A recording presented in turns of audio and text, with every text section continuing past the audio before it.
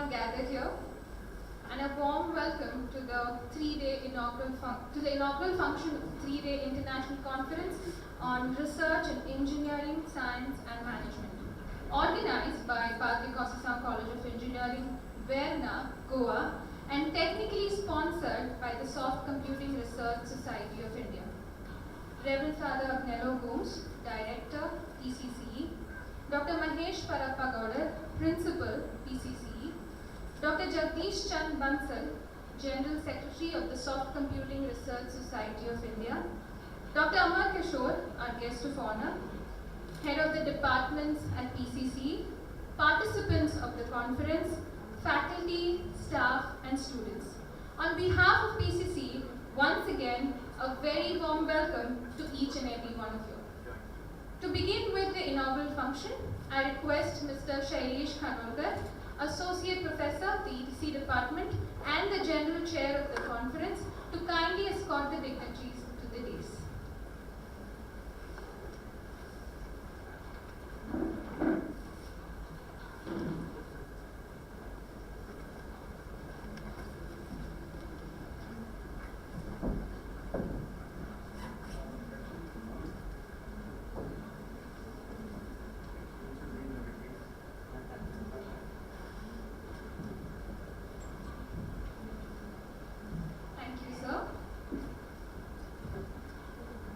PCCE was the first private engineering college in the state of Goa.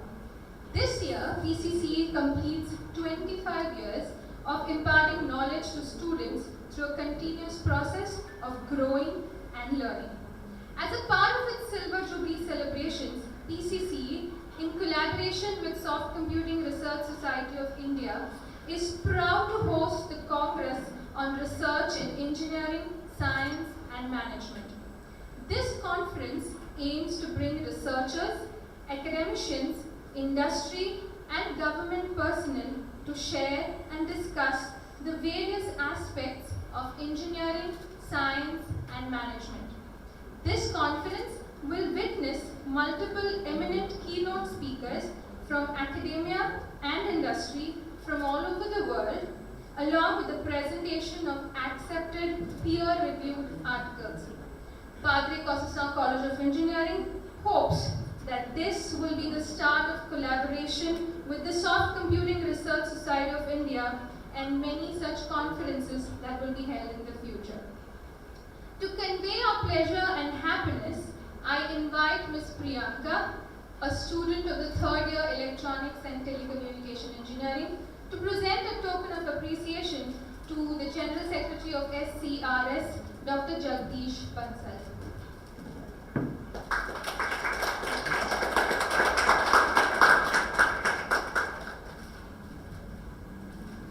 I request Ms. Shrushti Dise, a student of the 3rd year Electronics Telecommunication Engineering, to present a token of appreciation to our guest of honor, Dr. Amar Kishore.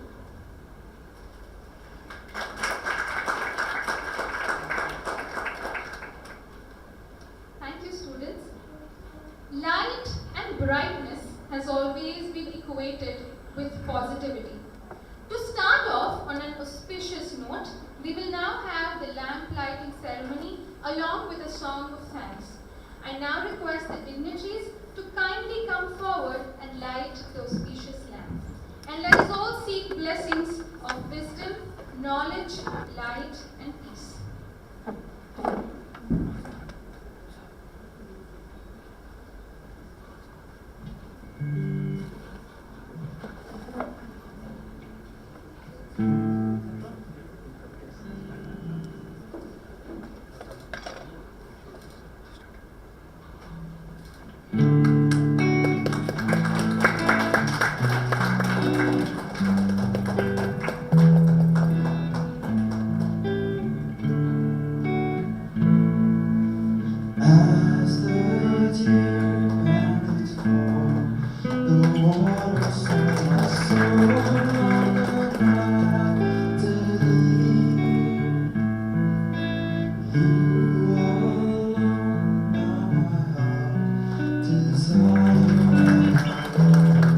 To worship thee.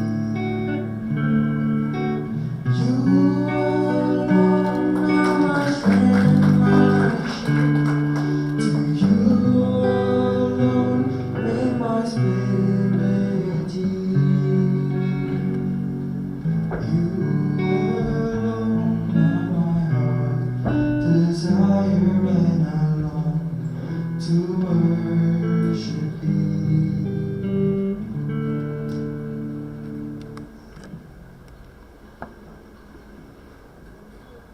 Thank you so much. I now request Reverend Father Agnello Gomes, Director, PCC, to kindly come forward for the welcome address.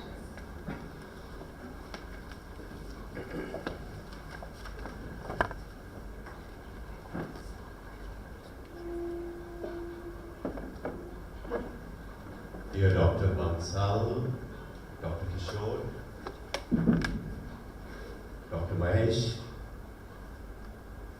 Dr. Stephen, HODs, faculty members, members of the staff, the organizers of this event, dear students and other guests present here and online, welcome to this Congress on Research in Engineering, Science and Management.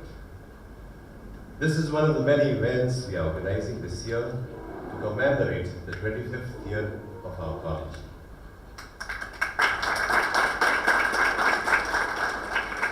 It is through our college, PCC, was founded in 1997 by the Pilar Fathers. However, the Pilar Fathers came to this village, Verna, in 1979, a few years before, and began the activities in a humble way by opening an orphanage and a polytechnic. Today we have over 12 institutions in our campus, and PCC is one of them. We have a catering college, a polytechnic, a high secondary, a high school, a pre-primary, a vocational training institute, an ITI, an entrepreneur development institute, a center for incubation and business acceleration, a full-fledged orphanage where we provide free education, accommodation, food, a lot of love to over 100 orphan children and many other institutions. We also have another campus in North Goa with an engineering college and other institutions. I am proud to be director of PCC and also the director of the whole campus, as well as our campus in Conceicao, North Goa. In the last 25 years, PCC and in the last 43 years of our presence in Verna, we have achieved a lot. But our greatest achievement in Goa, and particularly in Verna and in this area, is that we have been involved in providing good quality education to thousands of students. Today, these students have made a life for themselves. They are spread all over the world. Basically, we have been instrumental in transforming lives. PCC is definitely the jewel in our crown, but we do not want to just sit on our laurels. We want to move to greater heights, particularly in the field of research and development, which I acknowledge we are lacking behind. This 25th year of PCC is a good opportunity to strengthen our priorities, and give students the tools and the knowledge to break paths and cross horizons into various fields. I congratulate all the conference organizers, especially our principal and HODs and faculty members, Professor Shailesh in particular. I thank our special guests for your presence, your time, and for sharing your expertise with us. God bless our college and God bless all of us present here and online. Thank you.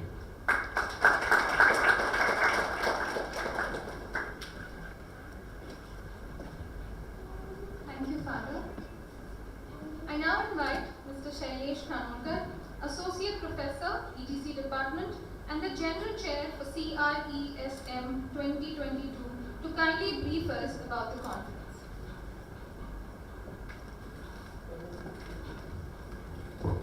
Respected dignitaries on the dais, faculty members, students, staff of PCC, the dignitaries, delegates who are presenting their papers, those who are online as well as offline. A warm welcome to this conference. That's the Congress on Research in Engineering, Science and Management.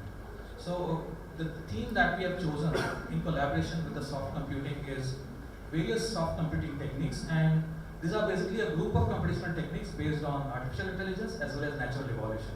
So they cover, these are techniques which have gained over the past couple of years, the last 2 decades. They have gained a tremendous amount of traction in terms of applications. Applications in various domains. In the engineering domain, you have them, a lot of work going on in the financial domain, in the management and so on and such. So this is our first attempt basically to collaborate with the Soft Computing Research Society, and we will be having a number of events in this case.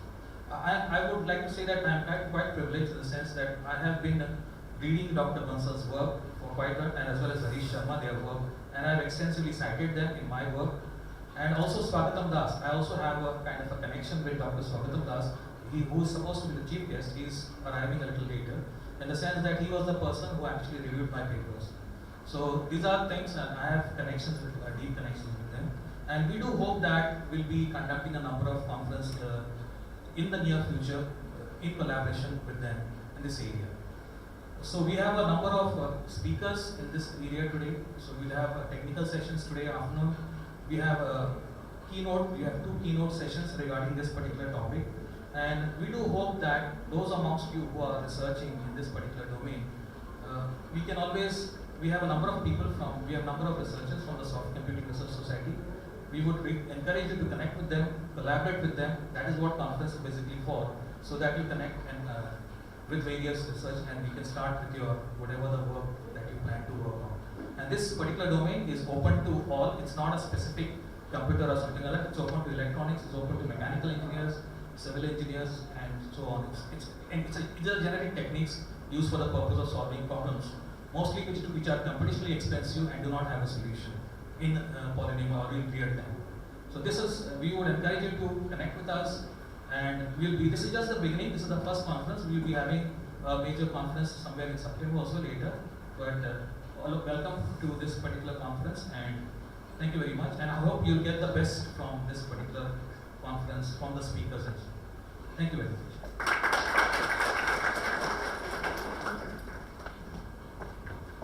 Thank you, sir. I now request Dr. Mahesh Parapagowda, Principal, PCC, to kindly address the gathering.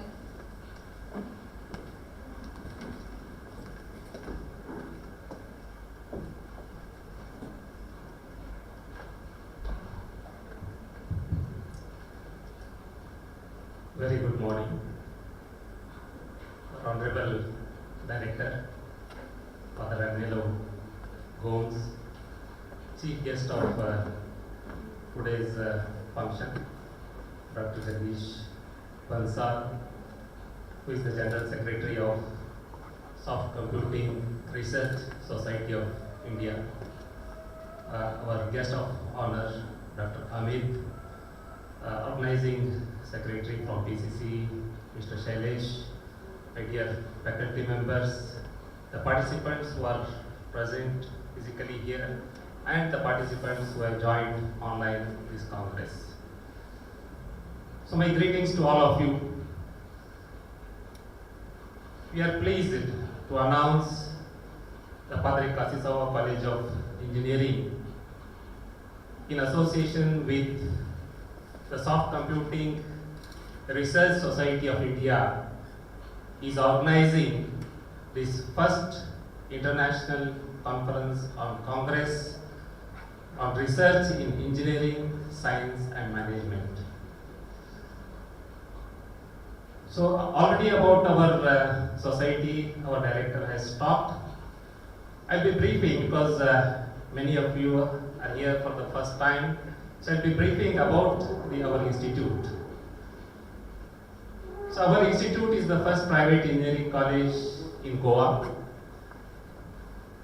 We have 4 undergraduate programs. It is mechanical engineering, electronics and computer engineering, computer engineering and information technology. Apart from that, we have one master's program in information technology, ME in information technology. We are in the process of changing it to data science, which has got a lot of scope. Now coming to the Congress, the international conferences. See, these are the opportunities, not like the earlier time, where undergraduate institutions you not used to find much of the research. But now the time is changed.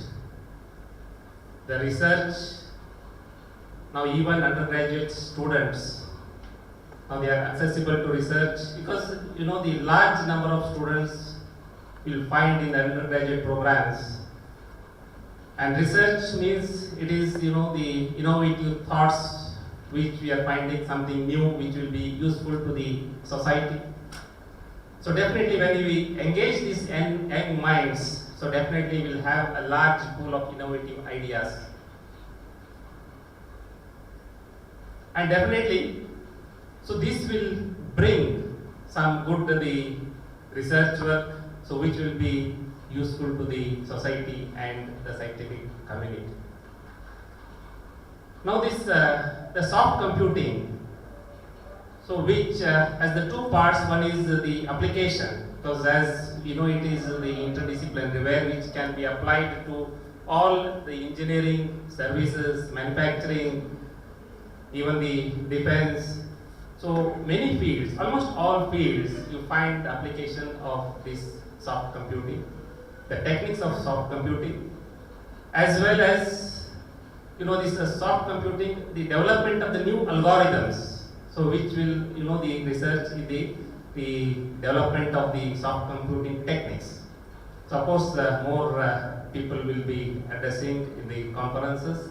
So definitely, because we find there are many emerging areas.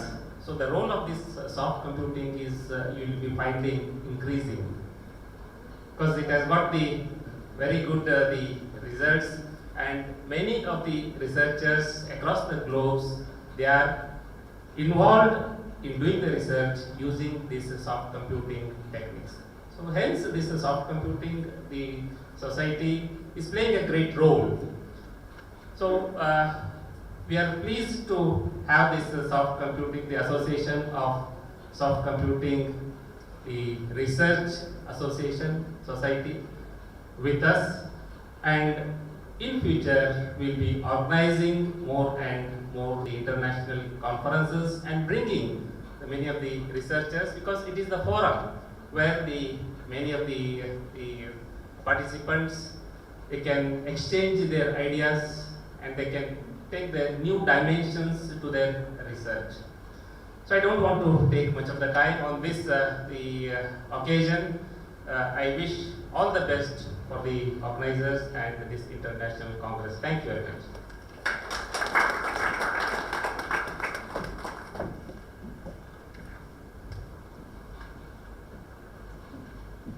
Thank you so much, sir. I would now request the dignitaries to kindly take their seats back in the audience.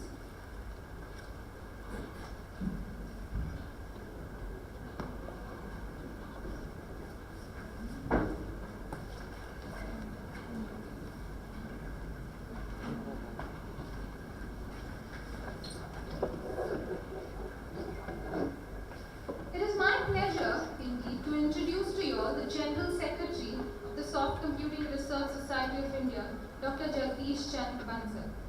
Dr. Jagdish Chand Bansal is an Associate Professor at the South Asian University, New Delhi, and visiting faculty at Maths and Computer Science, Liverpool Hope University, UK. Dr. Bansal has obtained his PhD in Mathematics from IIT Roorkee.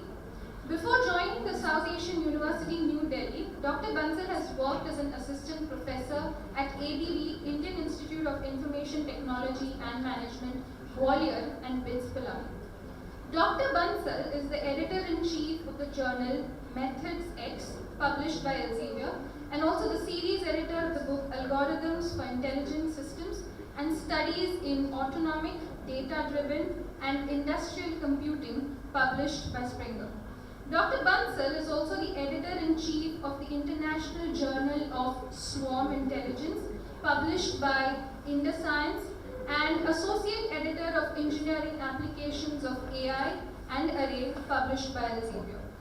With his primary area of interest in swarm optimization and nature-inspired optimization techniques, and more than 70 research papers to his credit, ladies and gentlemen, let's welcome Dr. Jagdish Chand Bansal. May I request Dr. Jagdish Chand Bansal to kindly address the audience.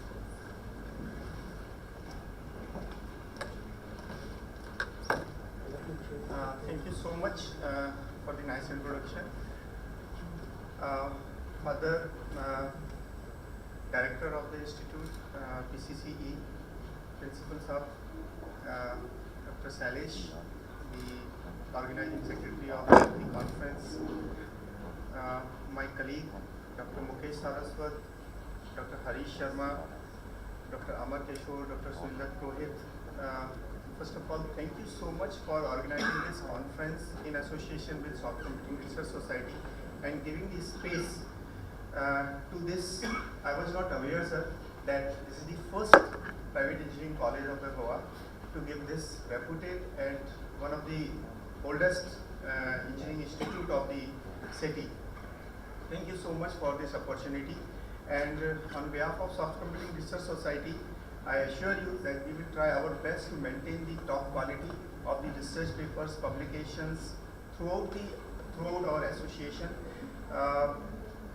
With the seriousness that we have observed from last few months working with Dr. Salis, we have already decided that we are going to organize a big conference in September, where the proceedings are going to, in the field of computer science and related areas, where the proceedings will be published in a Springer book series. That book series I cannot name it because it is not officially approved right now. Of course, I am one of the series editors, so it is to be done from our side, but it will be done.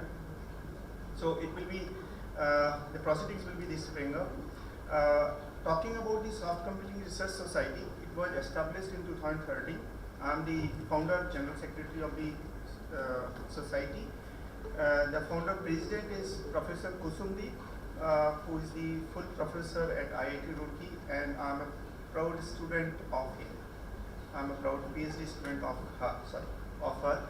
And she is still the president. We have the joint secretary, Dr. Harish Sharma here. We have a full-fledged executive board which consists of 8 members in different 8 states. We are working in organizing conferences, workshops, training programs. Recently, 2 years before, we have started a new initiative to take into the undergraduate students into the field of soft computing. Usually, the soft computing is explored by the PG or PhD candidates. I think now everybody is aware that machine learning, artificial intelligence, data science, as the principals have said already, that the data science is becoming very popular, artificial intelligence is becoming popular, soft computing is providing a tool to all these kind of latest technologies. So we thought that it will be good if we can induct the undergraduate students also in the field of soft computing. And so around 2 years before, we started a new concept of students chapter. Since this society is basically a research-based society, so we cannot give undergraduate students a direct membership. So we have started a concept of a student chapter in the Engineering Institute, where the undergraduate students can join the society as a student chapter. And once he joins the society in a student chapter, he will remain the member till his course. If he is in the first year, so for 4 years he can remain in the course. I welcome. I'll be happy if the PCC can also start the Soft Computing Research Society student chapter here. The details are already on the website, otherwise I'll share with Professor Salish.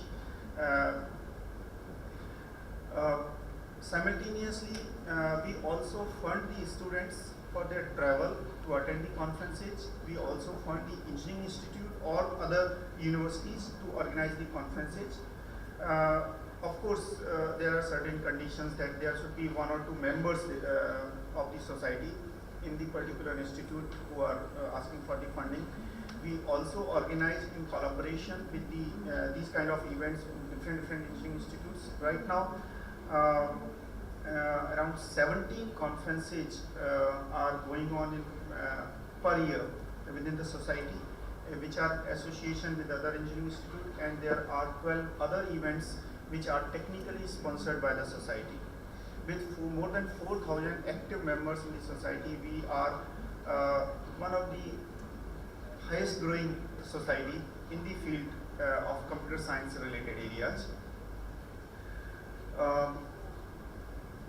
Dr. Harish is the in charge, so I'm not sure exactly when we started this publication part. Around 1 year, we are around completing 1 year of publication part. We have very recently started. We have taken the license also for publication within the society. The book series we are publishing, which is can we connect that? Where the proceedings of this conference is also going to be published.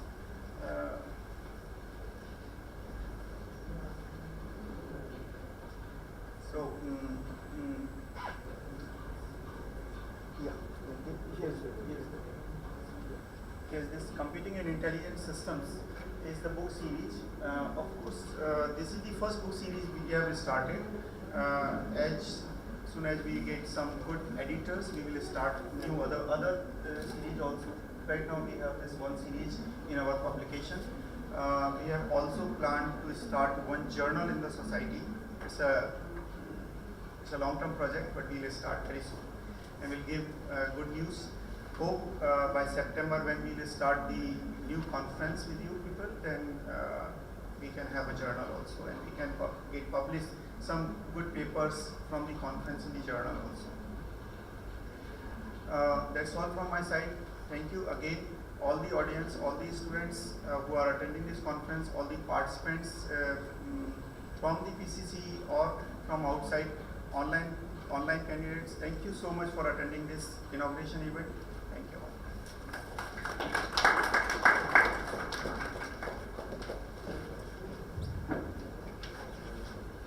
Thank you so much, Dr. Jagdish Bansal. With great pleasure, I now introduce to you our guest of honor, Dr. Amar Kishore. Dr. Amar Kishore has obtained his PhD from IIT Roorkee and is currently working as a faculty member at Maghad University, Bodh Gaya, and has previously served as a visiting scientist at Indian Statistical Institute, Kolkata. With more than 15 years of teaching and research in the areas of optimization, nature-inspired algorithms, multiple objective problems, fuzzy logic, teaching methodology, and many more, let's put our hands together and welcome Dr. Amar Kishore to kindly address the gathering.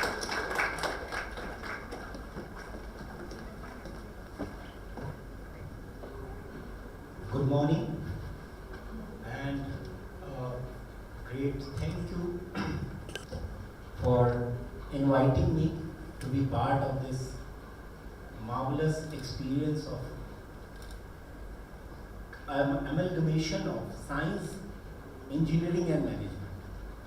First of all, I would like to thank our Father, Padre, for giving us insight about this wonderful college.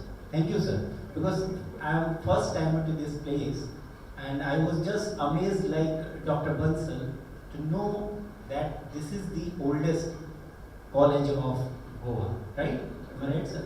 And I would like to congratulate you all for celebrating your 25th year, right? Silver Jubilee you are celebrating, so I want to congratulate you all for that. He gave a good insight about this institution, and I am just amazed to know all that, like running an orphanage, which is just wonderful. And still it is running and full time. How many candidates are there? Over 100 students. Over 100 students. Thank you. I would like to congratulate you for this. How many college and institution you know that serves this kind of purpose? That is quite amazing.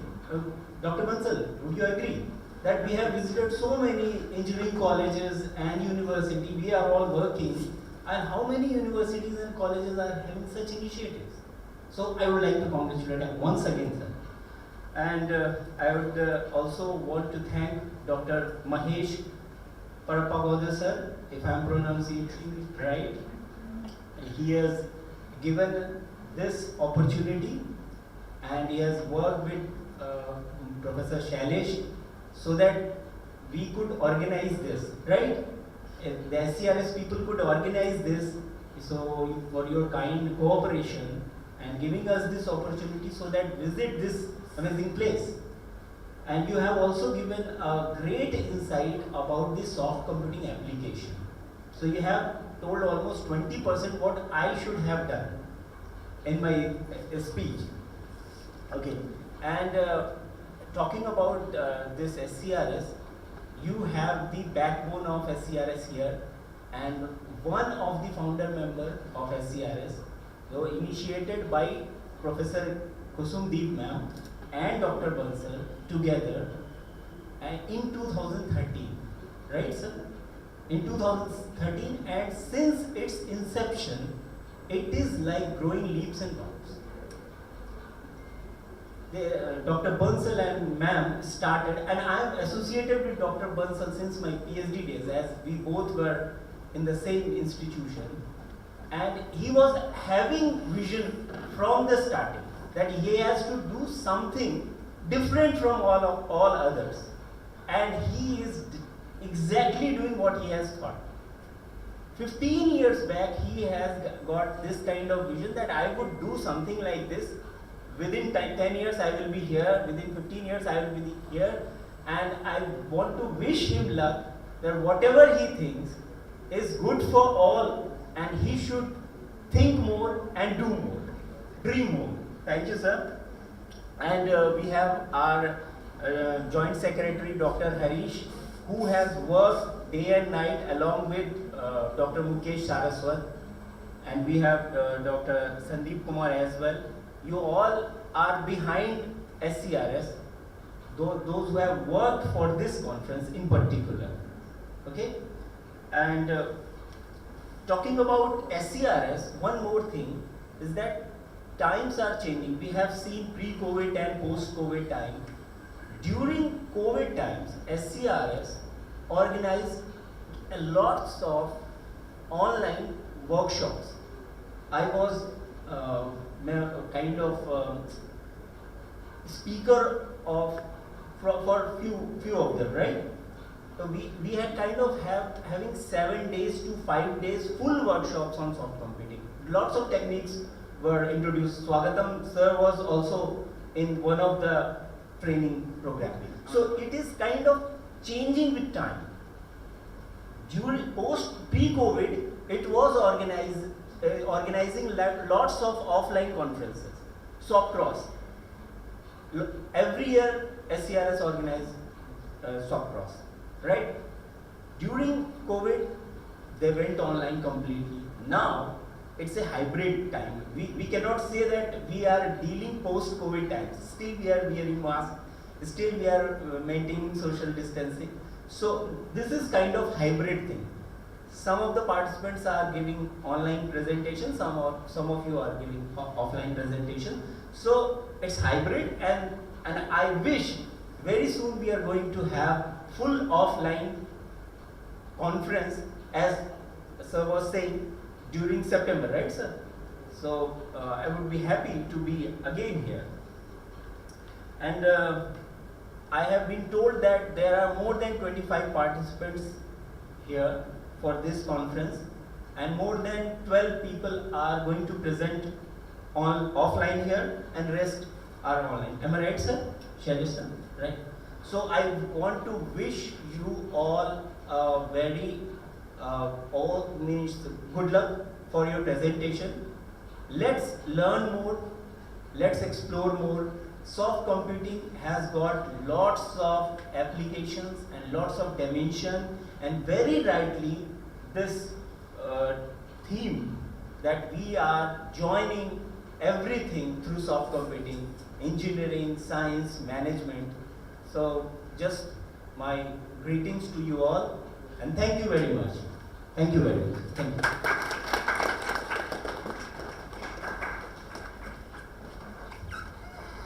Thank you so much, sir. distinguished guests amongst us today. And as a token of gratitude, may I request the Head of the Department of the Electronics and Telecommunication Engineering, Dr. Jailakshmi Devate, to kindly present a memento to Dr. Jagdish Chand Bansal.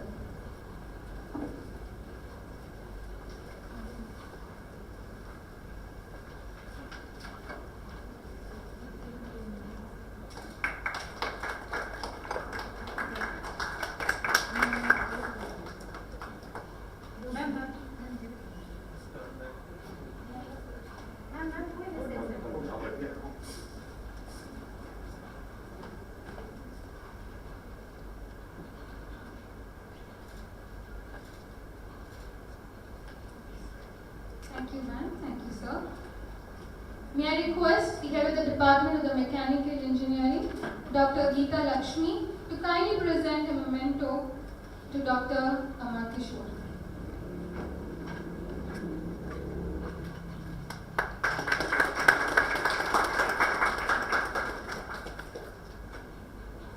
Thank you, ma'am. Thank you, sir. We are now towards the end of the inaugural function.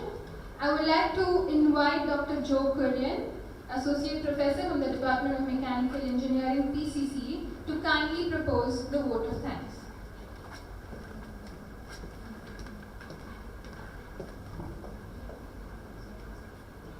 Integrity without knowledge is weak and useless. And knowledge without integrity is dangerous and dreadful. I quote Samuel Johnson, one of the greatest scholars of our 18th century. He was a playwright, essayist, novelist, and a lexicographer, and also his piece of scholarship, a dictionary of English language, is responsible for the spread of English language throughout the world as we know today. On behalf of the management and the Research, Development and Consultancy Center and the entire fraternity of Path Conceicao College of Engineering, first of all, my sincere thanks to Almighty God for today's inaugural event. By His blessings and grace, we are able to seek integrity and knowledge in all that we do. I also thank Dr. Jagdish Bansal from the South Asian University and the editor of so many journals. I also wish to thank Dr. Amar Kishore, our guest of honor, and a faculty at the Magad University. Thank you, our own Director, Reverend Father Agniel Gomes. I also thank our Principal, Dr. Mahesh Parpagowda, heads of departments, heads of RDCC, Head of RDC, Professor Shailesh Khanolkar, Dr. Stephen Barreto, our Registrar, all the members of the RDCC cell, students, and all the participants. I thank also the Soft Computing Research Society of India for your amazing collaboration with us. We thank you for your presence, for your entire team, for today's event. And by your participation in this Congress, we hope to begin acquiring integrity and knowledge through research. Thank you, one and all.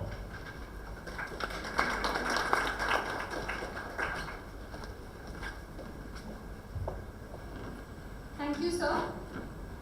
I request all the dignitaries and everyone gathered here to kindly join us for high tea arranged in the conference room adjacent to the auditorium, post which we will be joined by Dr. Swagatam Das, a chief guest for today's function.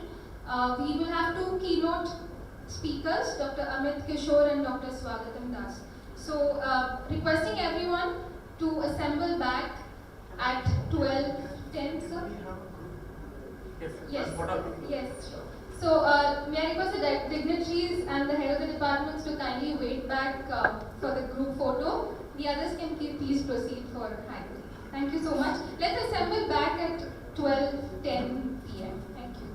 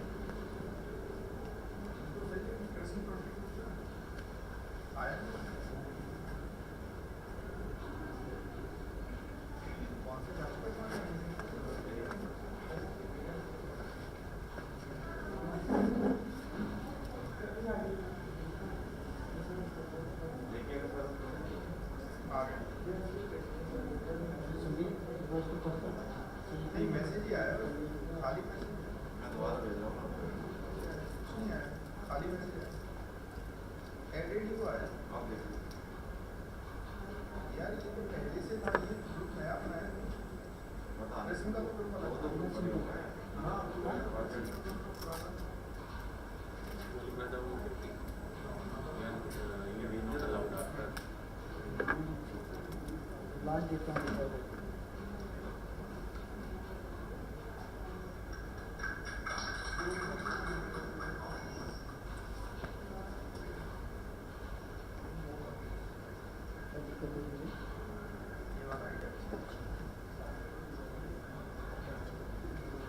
Sir, okay sir. Asset foreigner SBS. Incoming message. Asset foreigner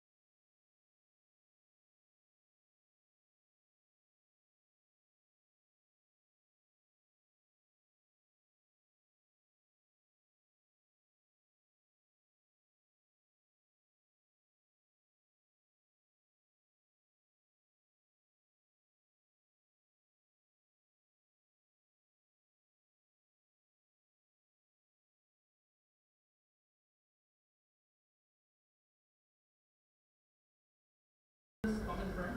Please come in front.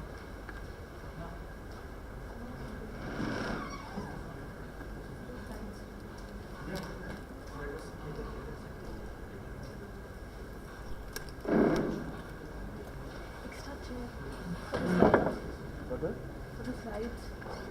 Yes, he has a slide. Over change. here. Over here, sir. Yeah. So in case if it doesn't work, then we just to change.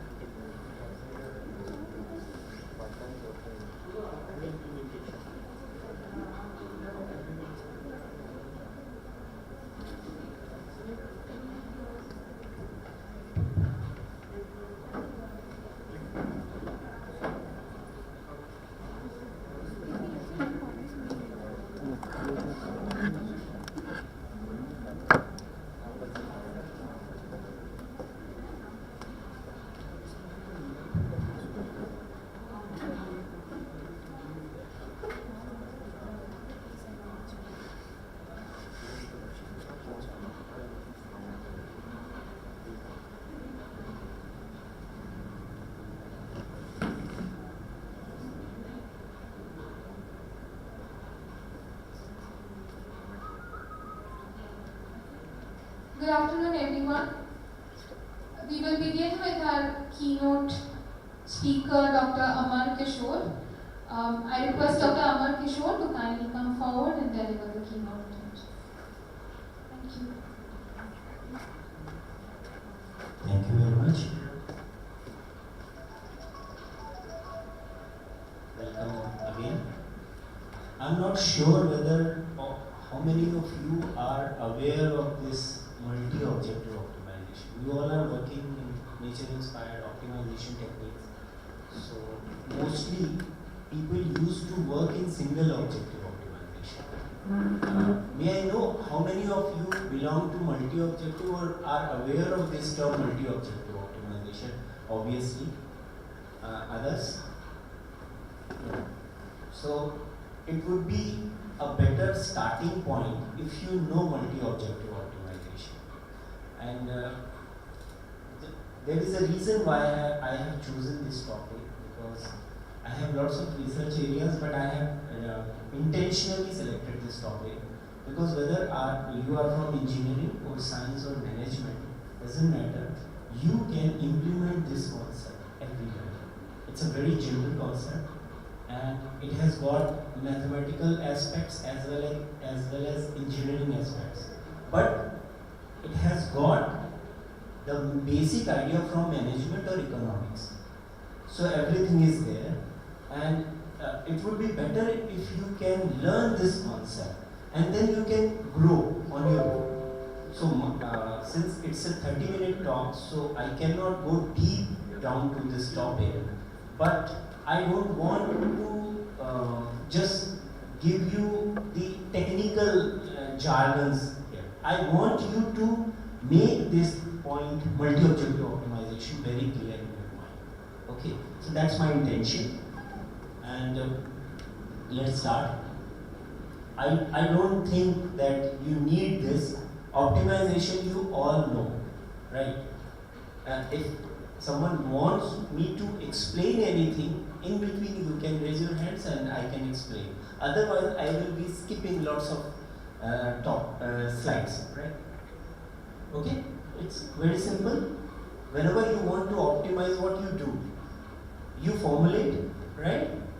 So there is a need for optimization, and then you do the modeling part, right? Sometimes we have our model already developed and we implement some techniques, right? So in modeling part, what we do, we choose variables, we formulate constraints, we formulate objective function. This is all and set variable bounds. These are all parts of your modeling of your objective or optimization problem. Then you select the optimal algorithm, whatever it is, ABC or ant colony optimization like, and then PSO is there, GA is there, lots of, I can go on, and we have all experts of evolutionary algorithms here. So you can select any one of them and then you can obtain the solution. It's a general optimization process, right? I have not mentioned whether it is for single or for the multi. What my target is, if you think about the multi-objective optimization problem, it looks very simple. In our day-to-day life, we have simultaneously 1,000 things to do, and what we do, we try to create a trade-off between all of them. Like you are here listening this presentation, at the same time you are doing something else as well. You are thinking, you may be checking your phones, you may be checking your emails, so it's what? It's multi-objective only, right? But do you know the concept? Means in case of solution, what is the difference between a single objective optimization problem and a multi-objective optimization problem? So here we have an example. Suppose you want to purchase a car with only one objective, that you minimize the cost. You want to minimize the cost. So we have only single objective, that whatever price, minimum price car is available, I am going to buy that. Nothing else. You are not thinking about the model, you are not thinking about the safety measures and lots of other things. You are just thinking about the objective that you have to minimize the cost. But do you think it is practical? No. So similarly, in our real life optimization problem also, it happens that all the real life optimization problems are actually in multi-objective manner. They are actually multi-objective, and we convert them into single objective, which we can, and then we can solve. Usually we do that. But you can solve multi-objective optimization problem in multi-objective manner as well. For that, what we need. So it happens that we have lots of objectives we can have together, and then we have to do the optimization. Like in our day-to-day life also we do multi-objective things. Mathematically, what happens is, suppose you have a single objective optimization problem, then you have only one object. Only one objective, that is fx. And you have certain constraints to satisfy. You have constraints, you can have constraints of two types. One is inequality and another one is equality constraints. Okay? And here, inequality constraint and equality constraints. The only difference is this line. Here also you are trying to optimize fx, but now in this case, fx is n tuple or a vector form.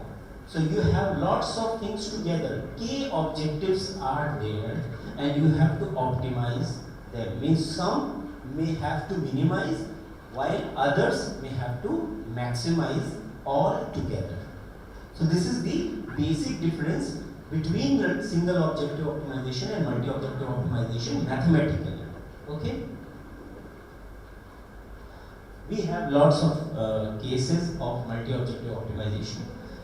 The difference between the solution of single objective optimization and multi-objective optimization is the picture. Suppose you want to buy a car with two objectives.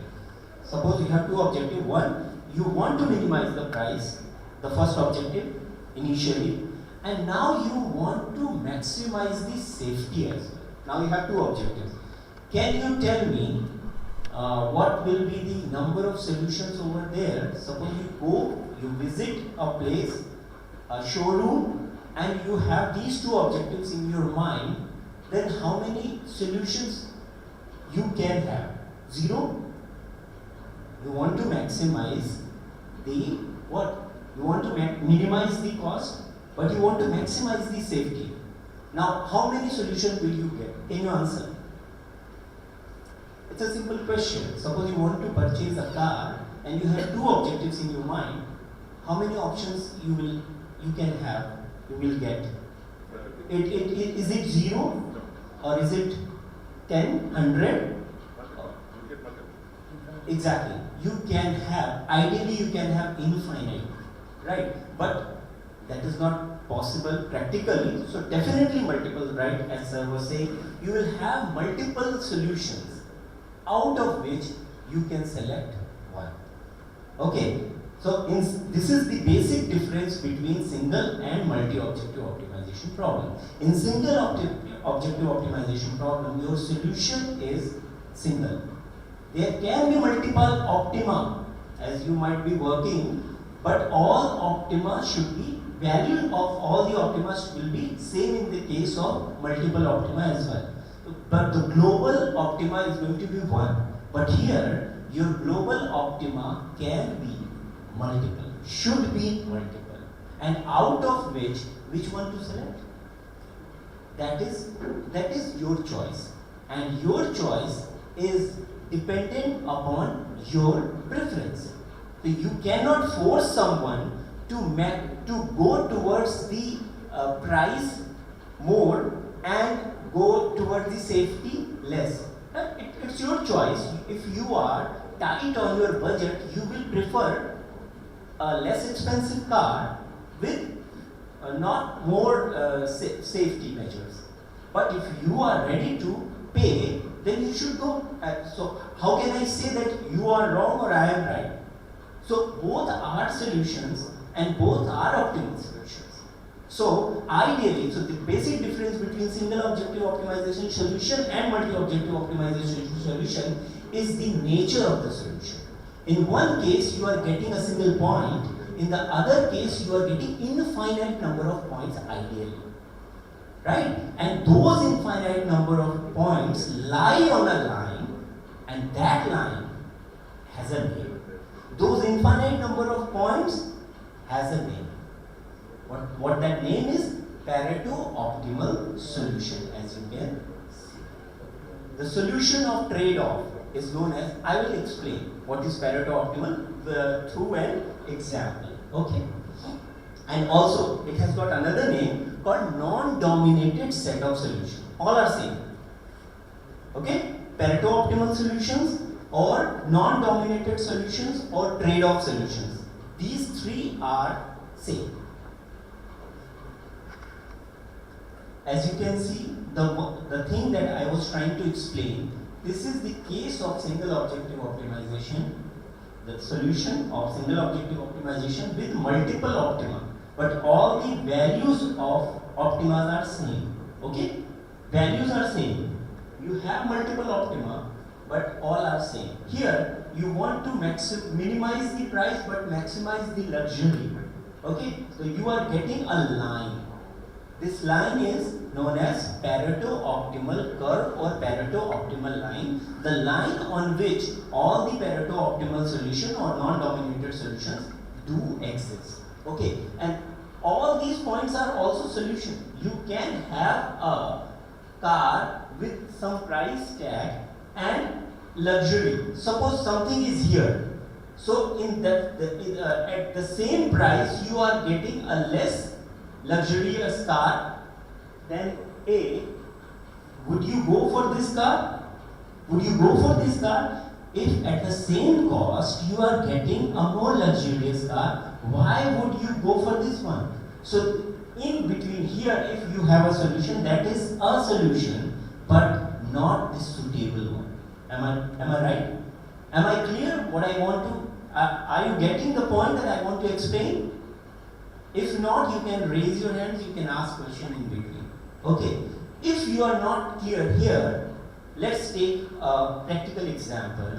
Through this example, you will be able to make this concept very crystal clear in your mind. Okay. Just you have to think about an airplane trip. You have to plan an airplane trip, and I am giving you some options. Okay. You have 5 options. And you have these, all the options having travel time and ticket price, everything is given. Right. Now can you tell me, one by one, between A and B, which ticket are you going to sell? Tell me, anyone, out of A and B, which one I should choose? Anyone who wants to volunteer for this answer? Except Dr. Bansal. A. Okay. So, Depends on if person has. exactly, there cannot be a unique answer. There cannot be a single answer because our objective, suppose we are running short of time, then our motive will be to minimize. Suppose we are having an emergency situation, then obviously, though we are paying higher, but we want to minimize the time. On the other hand, suppose you have ample amount of time and you are tight on your budget, and definitely everyone wants to save money, so you will go for this. So in one objective, this one is better. So first make this point clear that we have two objectives here. One is to minimize the time, another one is to minimize the price. So our two objectives are minimizing the price, minimizing the time. Okay? There may be a situation or a person who wants to maximize the time, he wants to explore, or maximize the price. He has lots of money. So that is not the case. So that's why I am making this point clear that you have two objectives. One is to minimize the time, another one is to minimize the price. So out of A and B, we cannot decide which one is better. That is a personal choice, depending upon his or her situation. Now, can you say the same thing between B and C? Can you say the same thing between B and C? Means out of B and C, can you decide or not? Out of B and C, can you decide or not? Clearly, C is a winner. Clearly, C is winner. So we can say that if C is the option available, any fool person will go with B, because that is minimizing both our objectives. It is minimizing our time as well as minimizing our money. Am I right or not? Similarly, you can do the comparisons for others. For example, you can take C and D, you can take C and E, you can take A and E, and all other possible combinations. But all of them, suppose, just think about these three, A, C and E. A, C and E, whether you take A and C, can you tell me the winner? No? Can you tell me the winner between A and C? C is the winner. How? Ticket price of that you cannot say. Mathematically difference is not there. The difference is there. You cannot say much. We are talking numerically. So this one is high. Then you can also argue over here, sir. Difference is not much. And it's a toy problem just to make the difference, just to make you point clear. Now, A and C, can we have a winner? No. Can we have a winner between C and E? Can we have a winner between C and E? No. Here, this is taking less time, but this one is costing you less money.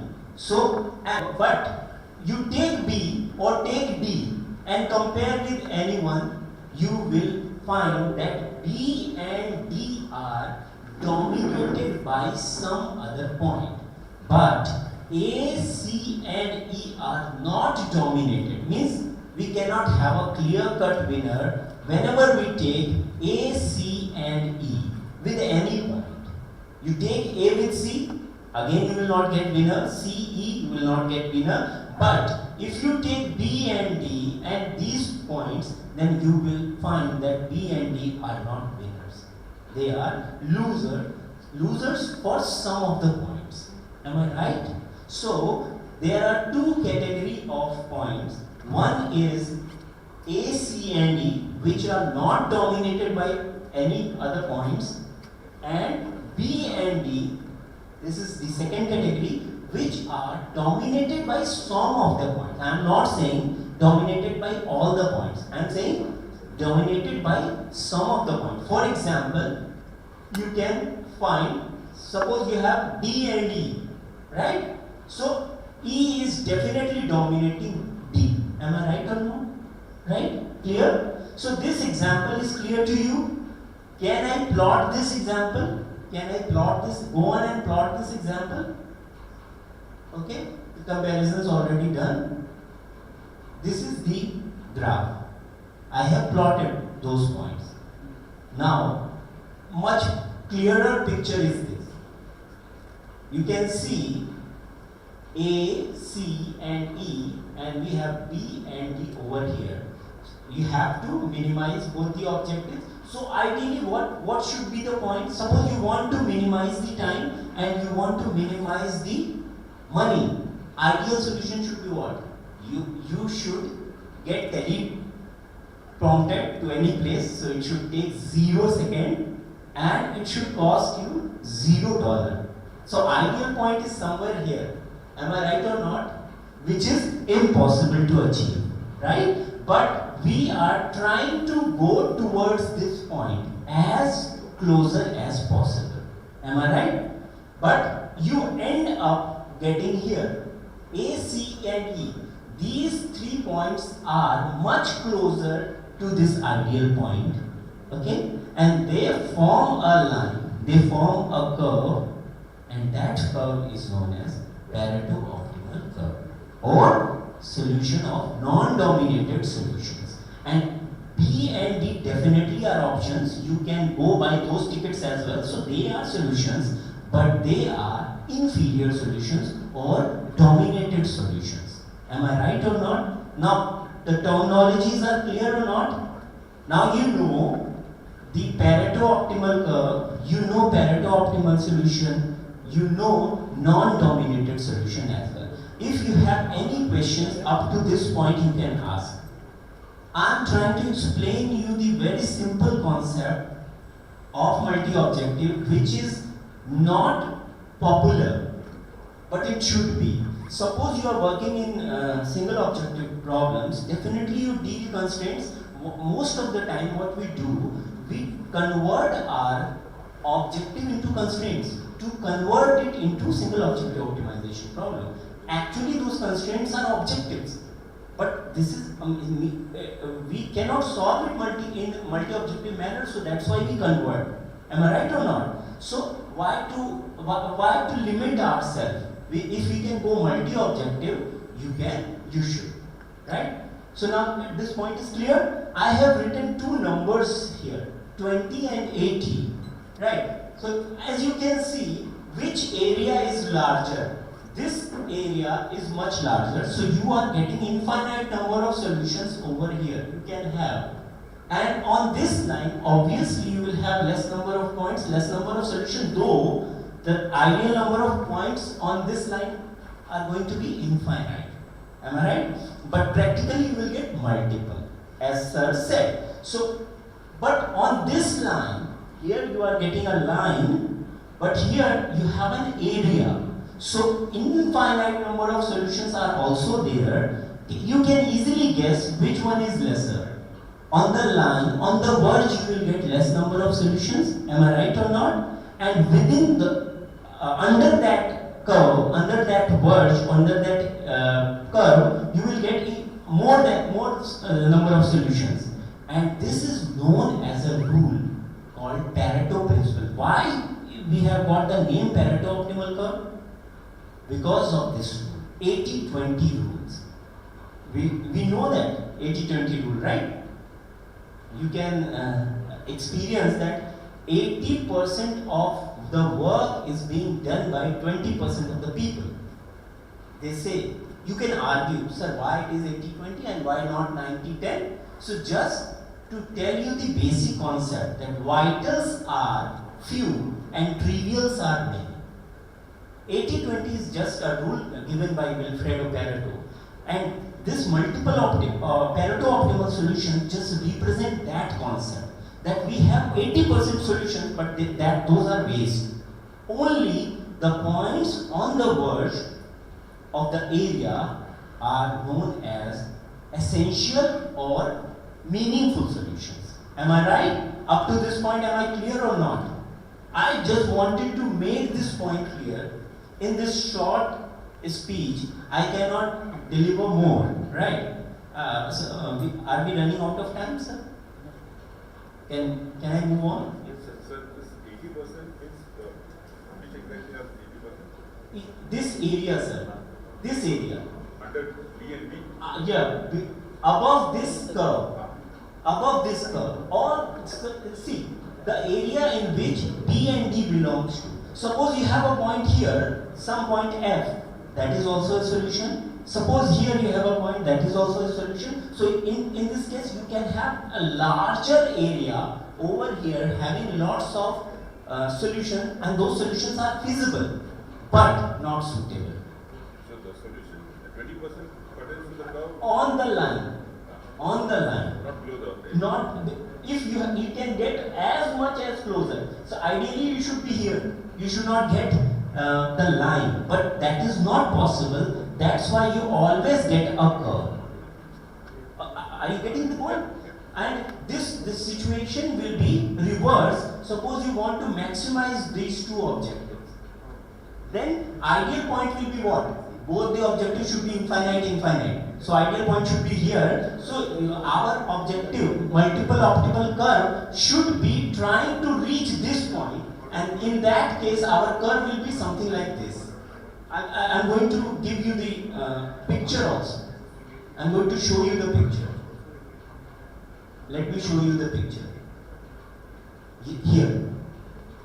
This is taken from a very famous book by Kalyan Dev, who is very renowned in multi-objective optimization problem. Previously, he was in IIT Kanpur. Right? And we and Dr. Bansal both together went to IIT Kanpur to learn multi-objective and evolutionary algorithm with this Professor Kalyan Dev. And he has written a very wonderful book by multi-objective evolutionary algorithm. There you can get the concept of single objective as well, and then gradually you can go to the multi-objective thing. So here you can see, as I was trying to explain, this is min-min case, this is max-max case, then you have min-max and max-min case. All four combination for two objectives, right? And this is not limited to two objectives, just for the sake of simplicity and trying to explain you the concept of multi-objective. I'm taking two objectives, but you can go up to any number of objectives. Am I right? Am I right? So the concept is clear. Mathematically, if we want to, this is a three-dimensional, three-objective optimal curve. So below this point, below this surface, in 2D case we will get a line. In 3D case we will get a surface. So below this surface, all the points are what? Inferiors. Okay, and this surface will be multiple optimal surface, not curve. Multiple optimal surface. Why? Because we have three objectives. So we cannot have a line, we will have a surface. Okay. This is an ideal min-min case where you have everything plotted. The thing that I have already explained is depicted here in another manner. So you get the gist of multi-objective optimization problem. So now you are clear about the multi-objective optimization problem, and I can go on to explain you this 80-20 principle, but that is trivial. Now you know how it is going to be implemented here. Now let's talk about some of the evolutionary algorithm that can be implemented over here. Why soft computing is required in case of multi-objective optimization? See, in case of multi-objective optimization, our target is to get this curve, and we don't know that. In real world situation, we just like in single objective optimization, for real world optimization problem, we don't know the true optima. Am I right or not? Right? We try to minimize or maximize the optima as much as possible. Similarly, in case of multiple objective, we don't know the true path to optimal front. We try to reach as closer as possible to this ideal point. And I'm talking about the minimum case, but but you can just translate it to any case. Doesn't matter, right? So what happens is initially you will have somewhere here when you are applying any evolutionary algorithm. Then you will improve that line, that curve, and then you will get here, then here, then here, and so on, and gradually you will move to your true Pareto-optimal front. First, you will be here, and then here, and so why GA or any evolutionary algorithm works wonder? Because they deal with multiple points. And what we do in GA or PSO, we select population and then we try to minimize all of them together, and then we select the best one for the next step or the next iteration, and we do the same thing. Here, the difference will be we will work with multiple points in all the generation. We will start with 10 points, suppose, then we will be maximizing those 10 points. Maximizing in the sense of non-dominated solutions. Am I right or not? You can find out of 10, suppose you have selected 20, and out of 20 you have to find the Pareto optimal front. You may get 10, you may get 2, you may get 3. That is not your botheration. You will select those who are Pareto optimal in the nature, and you will then work with the variations. Like suppose you are taking GA, then you can take the crossover, then mutation, and if you are taking PSO, then you can go on with the velocity update and position update, P-based and G-based. Whatever you do, you are trying to guide those optimal solutions. Optimal solution means Pareto optimal solution towards this ideal zone. And that's why soft computing or evolutionary algorithm works wonder in the case of multi-objective optimization. And the most famous multi-objective evolutionary algorithm, you can search that paper, NSGA2. You might have heard this name as well.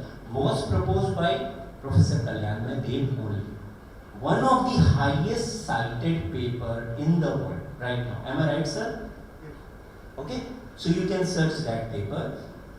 He has wonderfully explained his algorithm, and lots of applications are there for that algorithm. But this area is not limited to that. Lots of optimization problems. Consultancy work that he got for this NSG2 is just tremendous. Yes, lots of money he has made using this multi-objective evolutionary algorithm only, using NSGA.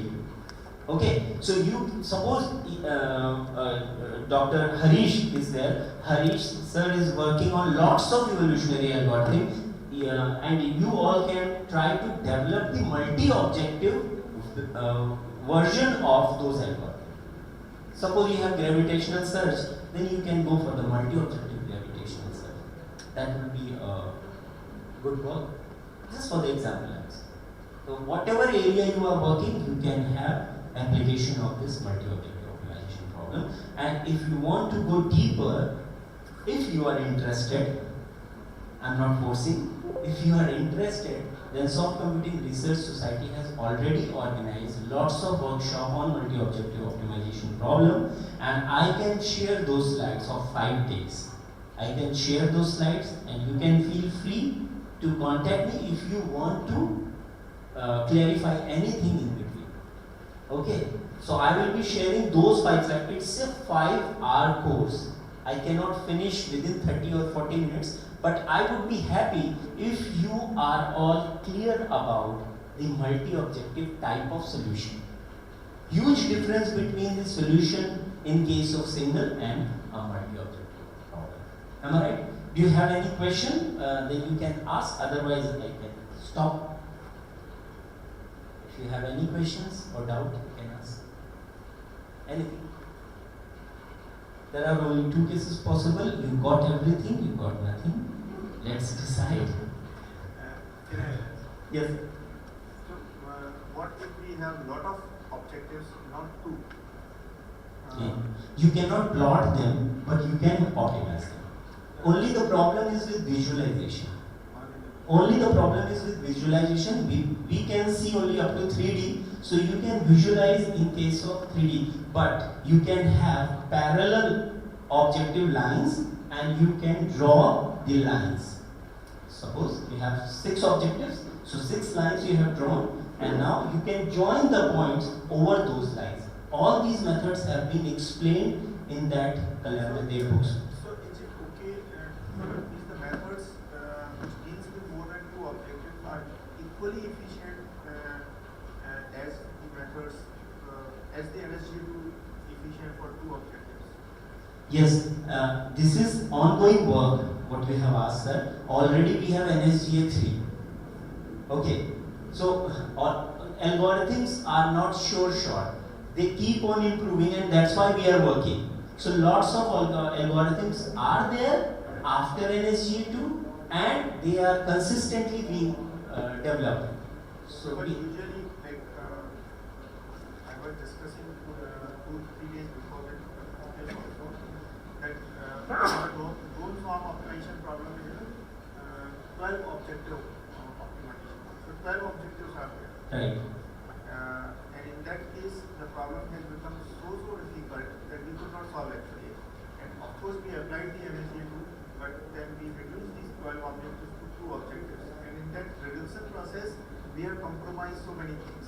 Why? The original model is You can discuss with me. I don't find any merit in reducing the number of objectives, because just for the sake of simplicity, I am explaining in 2-dimensional manner. But the objective here, you can see, you can optimize k number of objectives together. Okay. As I said, you will only face the problem in terms of visualization due to the larger number of objectives. Solution remains same and it will be equally efficient. Lots of objectives have been taken. Yes, same. And it works fine. Lots of applications are there, and that's why Professor Kalyan Dev has earned so much money. Only solving to y objective problem will not give him so much of money. yes, particularly for the wind turbine rotor design problem. He made he had a lot of consultancy. Right. And any other question from anyone else? What is the relation between number of objective functions and the computational complexity?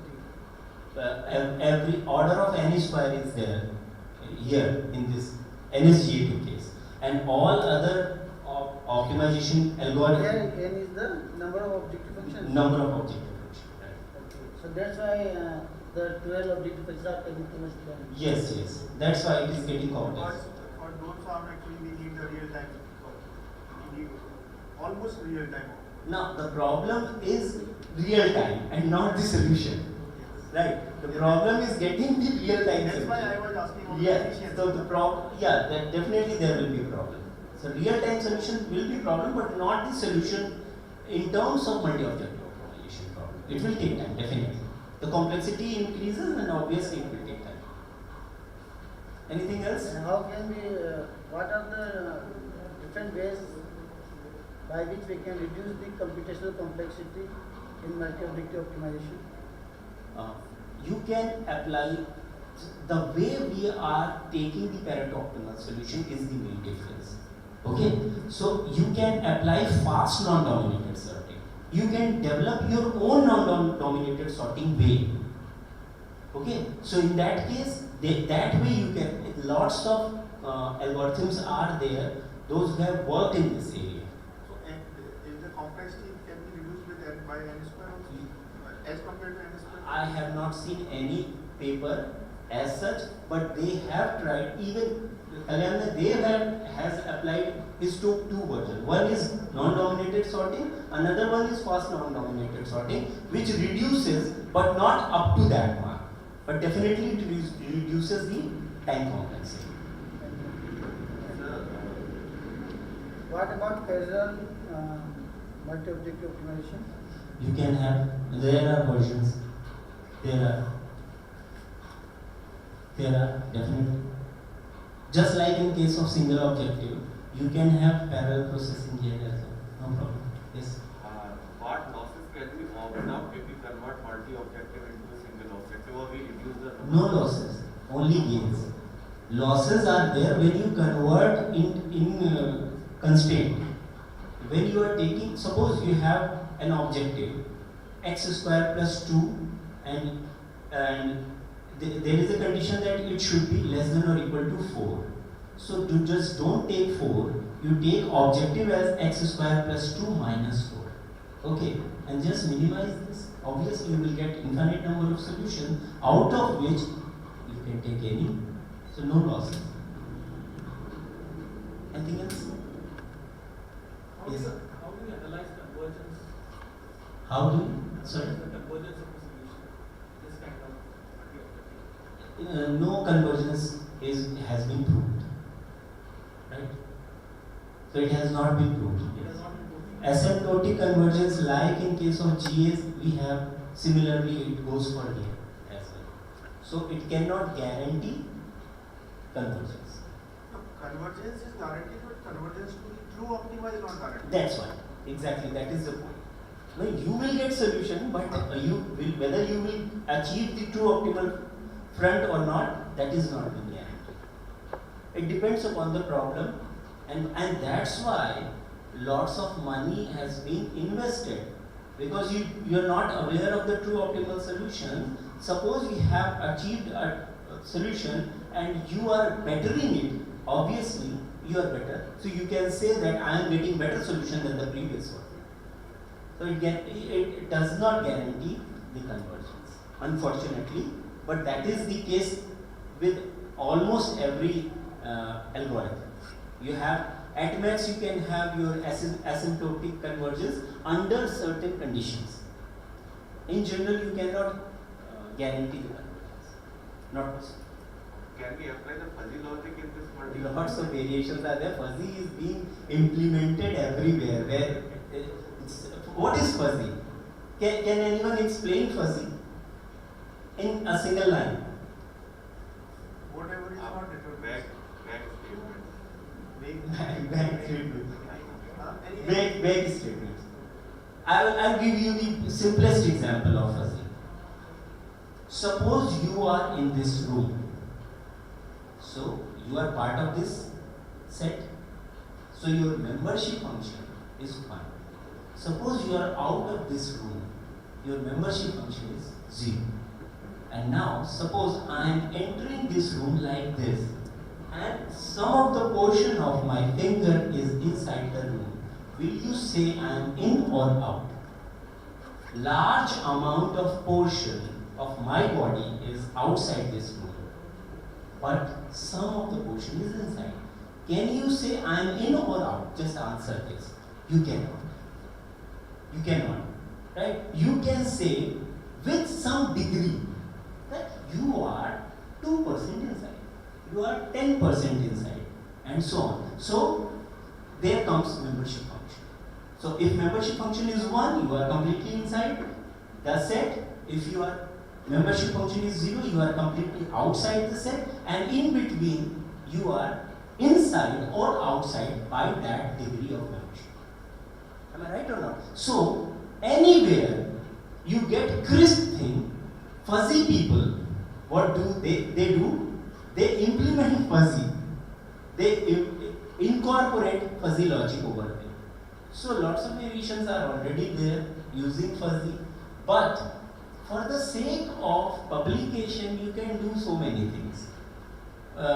In this type of talks, we should not encourage that type of thing. Every work is work, definitely, but for the sake of publication, you should not go. You should always aim something higher. Like, suppose some single objective optimization problem is very popular, right? But multi-objective version is not there.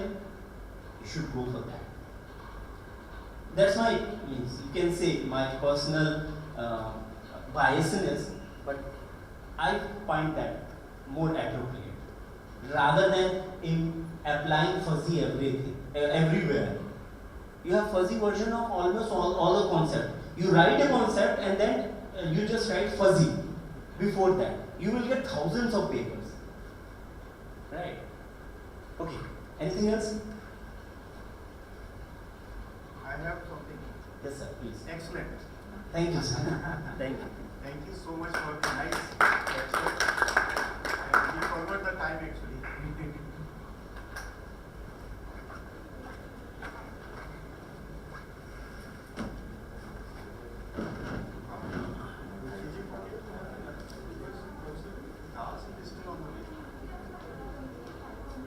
In 5 minutes. You can sit Here. here. Enter. Very fair. So, we can immediately have one video.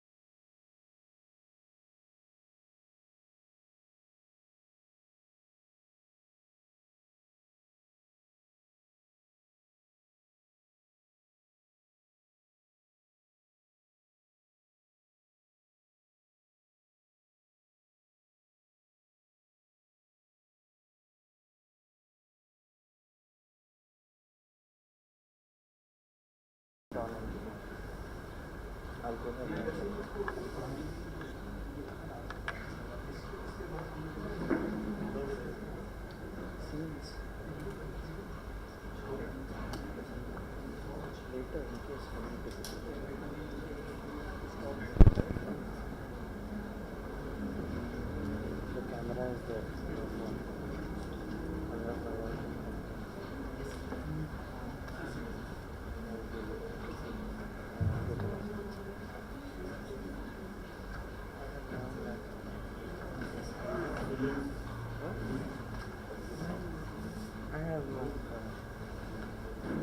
afternoon, everyone. We now have amongst us our chief guest for today's function, Dr. Swagatam Das. Dr. Swagatam Das obtained his bachelor's, master's and PhD degree, all from Jadavpur University, India, and currently serves as an associate professor and head of Electronics and Communication Sciences Unit of the Indian Statistical Institute, Kolkata. Dr. Das is the founding co-editor-in-chief of Swarm and Evolutionary Computation, an international journal from Elsevier. Dr. Das is also the editorial board member of Information Fusion, Progress in AI, Applied Soft Computing, Engineering Applications of AI, and AI Review. With more than 300 research articles in peer-reviewed journals, 25,000 plus Google Scholar citations, recipient of the 2012 Young Engineer Award from Indian National Academy of Engineering and the recipient of 2015 Thomas Reuters Research Excellence India Citation Award, let's put our hands together as we welcome Dr. Swagatam Das. I request Ms. Priyanka to hand over a token of appreciation to Dr. Swagatam Das.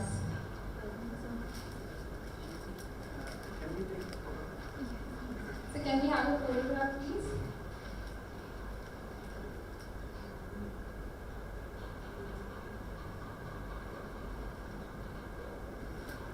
We now hear from Dr. Swagatam Das.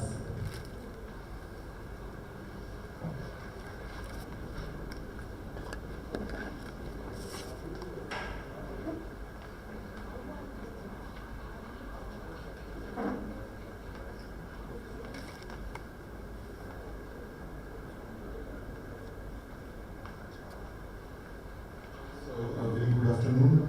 I'm grateful to the organizers from this nice institute which is celebrating its 25 years. I'm grateful to my good friend and colleague, Professor Jagdish Bansal, for extending his invitation in this beautiful place of Goa. And I will try to give you a very short but pointed 360-degree view of the hot and happening field of machine learning. Now, since we are in 2022, you must know that the keywords like artificial intelligence, machine learning, big data, these are the current buzzwords which are no longer just research jargons, but they have entered into our daily lives, into our tea parties, into our career planning sessions, and where not. Everyone is discussing about such words. People who freshly graduate and go to any software sector, any software industry, they need to acquire contemporary skills and knowledge on and with this data-driven computing paradigm. As a whole, we can call it a data-driven software development kind of stuff. So what is there inside? This is very interesting. The developments in machine learning had a long history, starting from almost 100 years old, starting from applied statistics area. As the statistics grew and data became more and more, complicated, the data handling techniques also needed to be developed for handling such data. So first question for all of you, what do you mean by data? What do we mean by data, right? So we have heard of this term so many times. Data is the new oil. It has now become a cliche quote. I heard it maybe in 2010 or 9. And if data is the new oil, then machine learning algorithms are the new diesel engines or petrol engines which will feed on that oil, right?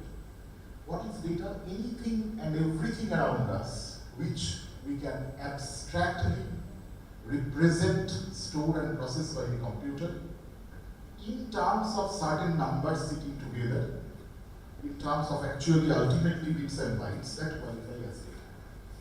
And for example, when I go to a bank and ask for a loan, and a file opens in my name, and I start becoming specified in terms of my monthly salary, my CIBIL score, my credit rating, and so on. So all these numbers fit together and start specifying myself. So I become a data, right? Piece of data, not a data.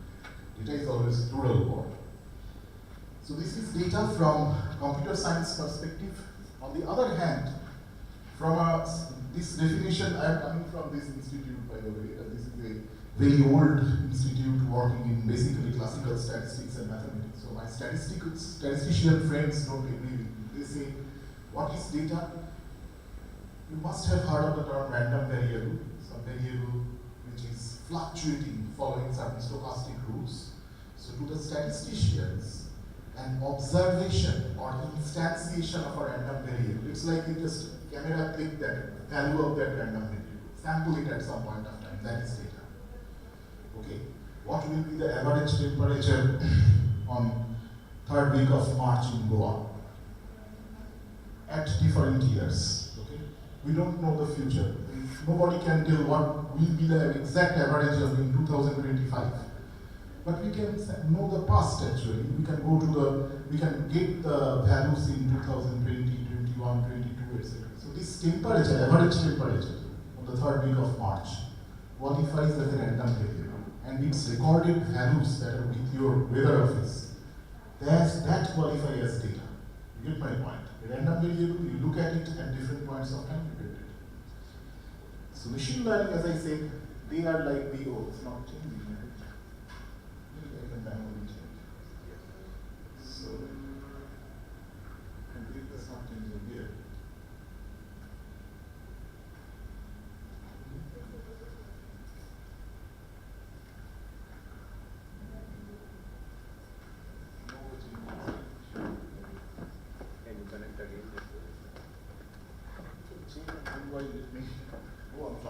Slides are not changed.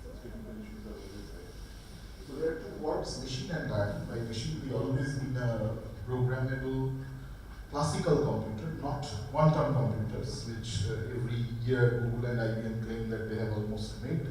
Classical computers are the traditional one human architecture following machines.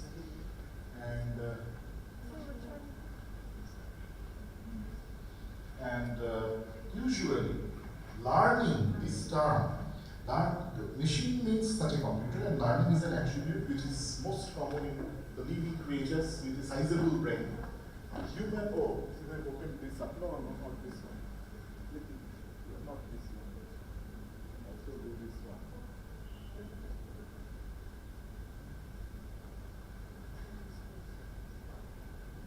How do you close it?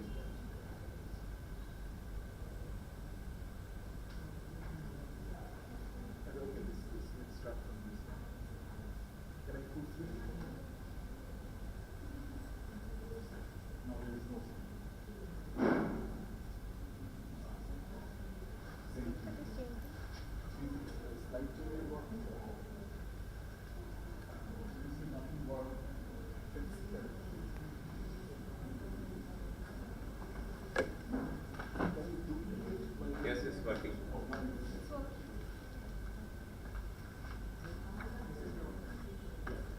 So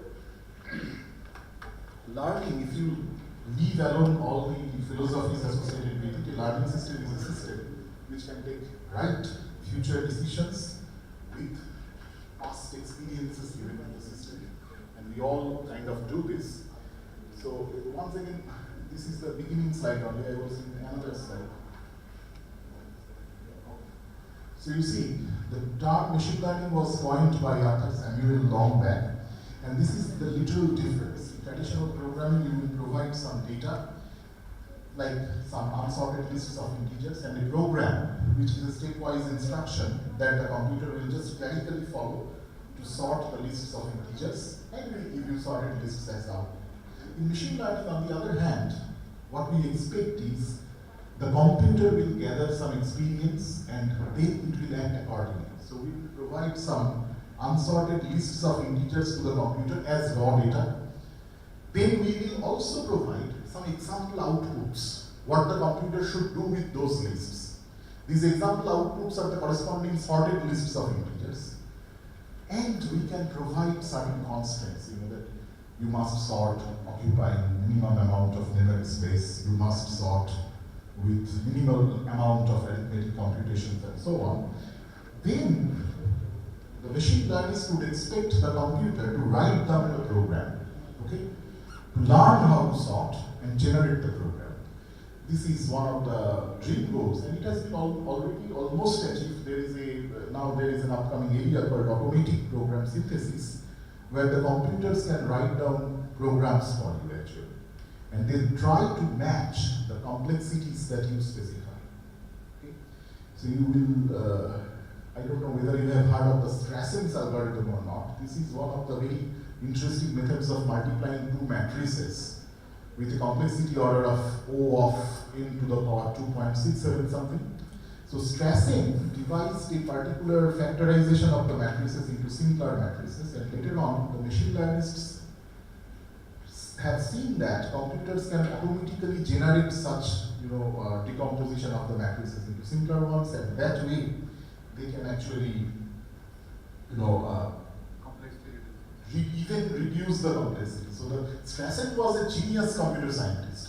He, by intuition, devised one such algorithm which would multiply two matrices in a time which is less than order of n cube, n cross n matrices.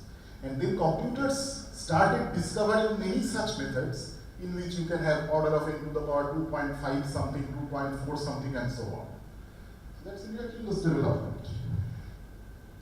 So machine learning is all around us. Some very, very basic examples that we use every day are like the recommendation systems on sites like Amazon and Netflix.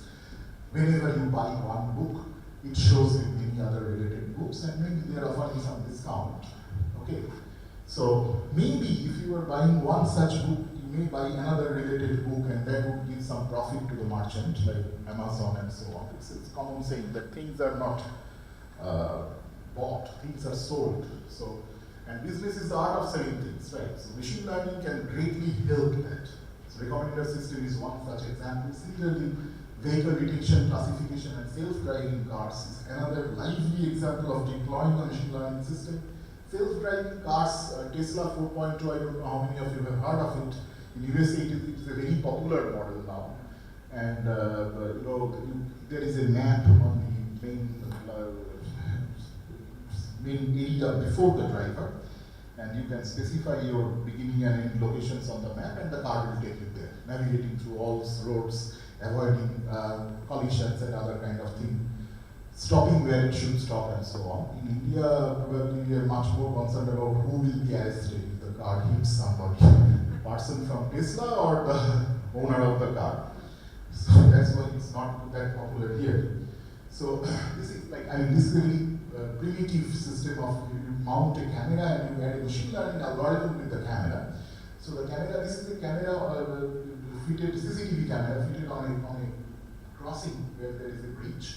So it is taking different entities like car, truck, pedestrian, and classifying them. Similarly, this is the way the self-driving cars usually see the universe.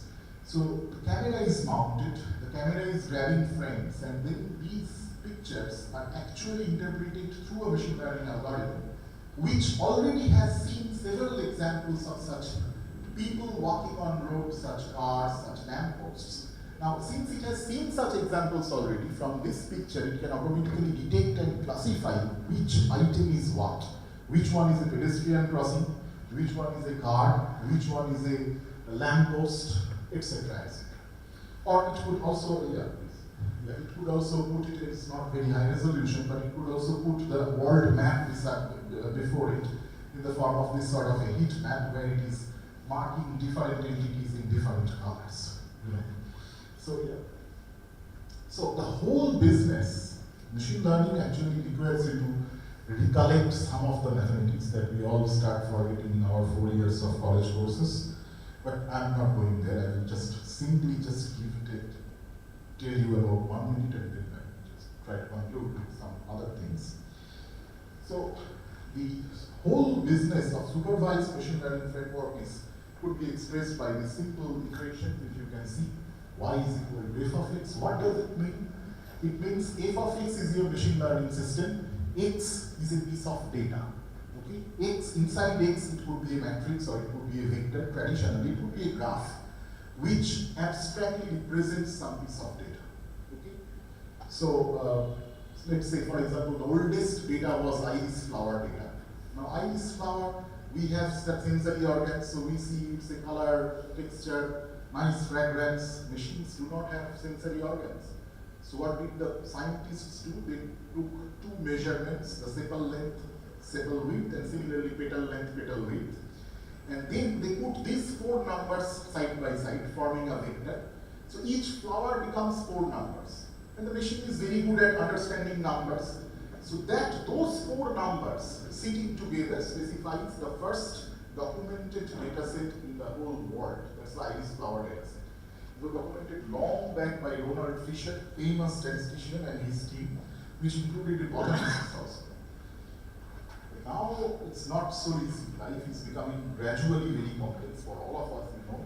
So now the piece of data is a Facebook profile or an Instagram profile which contains text, video clippings, then some pictures, lot of pictures. And all these heterogeneous type of data to a large extent. And you treat one Facebook profile as a piece of data in your area, maybe in case of some social network-based political opinion mine. Today the results are coming out everywhere. So in your area, maybe the Facebook users, their profiles which are not blocked or locked, such profiles are taken, and then those profiles are scanned, and an algorithm detects what is the political inclination of that person. And therefrom you can easily get, in USA it's a very regular practice, you can easily get an idea how much votes are going to come from this particular area, etc. So anyway, so this function is actually created on the basis of a labeled set of examples, because the machine first must be shown certain examples. Okay? And the many examples you can show, the machine will function more nicely. For example, I hire a but then again, getting such labeled examples here, X is a piece of data and Y is the category to which X belongs. Getting the right Y is the biggest challenge before us because it requires human expertise. So what I do is, I will give you an example to make this very clear. I hire a doctor and I ask, he's a great expert, lung expert.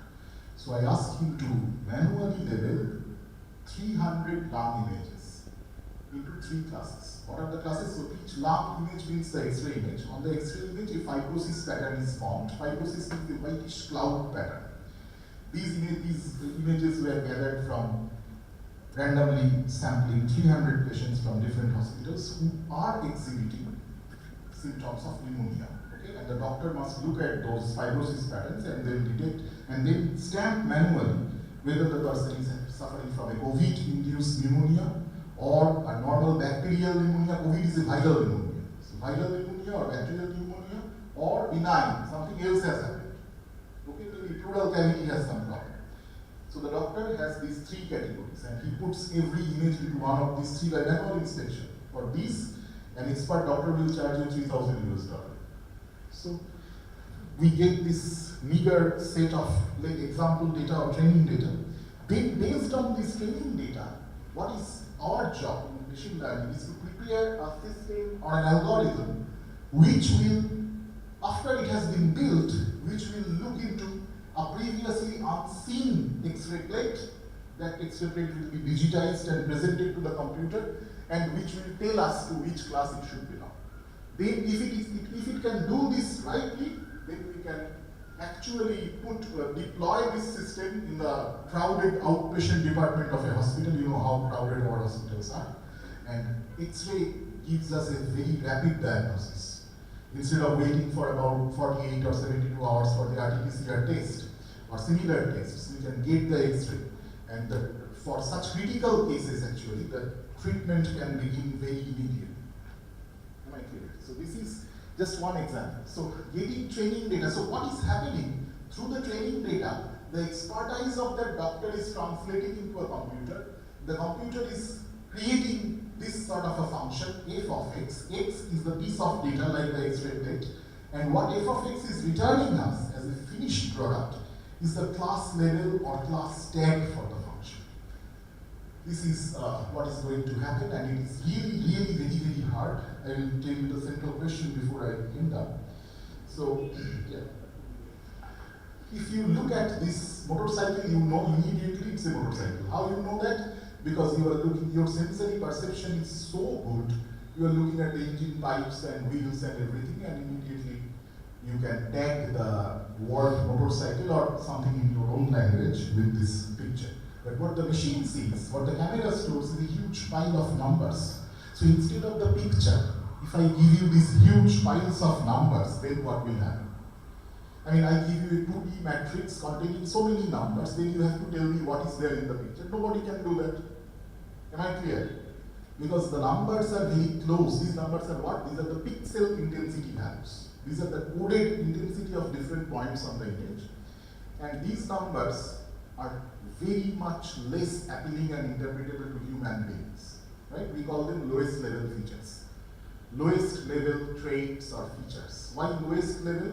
Because you remember the high level programming language and low level programming language. High level languages are close to human beings like C, C++. On the other hand, the .exe file that gets generated, that's the machine language code. Nobody can read or understand it except for your computer. Am I clear? So pixels are the lowest level features, and from pixels it is impossible to know what is happening. So if you just randomly sample 2 pixels, you mount a CCTV camera before the doorway of your garage, and you want to see if cars are really entering or an elephant walks. So if you just take 2 pixels, sample 2 pixels and plot each object in terms of only these 2 pixels, then cars versus non-cars will have no separation. On the other hand, if you kind of take 2 such small windows and drag them over the image somehow, let it be such that one such window, as soon as it captures a handle-like shape, it will, as output, give you a very high number, close to 10. And if it doesn't get any handle-like shape, it will give you almost 0. The other one will do the same thing for a wheel-like shape. These 2 windows are like 2 3x3 or 5x5 submatrices with proper coefficients, and this operation is very common called convolution.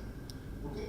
So if I plot these responses, handles versus wheels along the 2 axes, what will happen? Now, non-cars, again 2 features only. We are actually reducing it to 2 features. Handle, presence of handles and wheels. Non-cars will be very close to the origin. If an elephant walks in or a dog goes inside your garage, no handle, no wheel, no engine pipe. So they will be very close to the origin.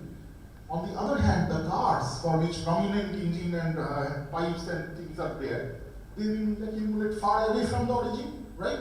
And so 2 classes get separated. In this improved feature space, 2 classes get well separated. And when they are well separated, it's easy to demarcate them. Otherwise, you will end up with a hugely like this. This is a mixture where in this leftmost picture, you cannot draw any line and demarcate the 2 type of objects. Right?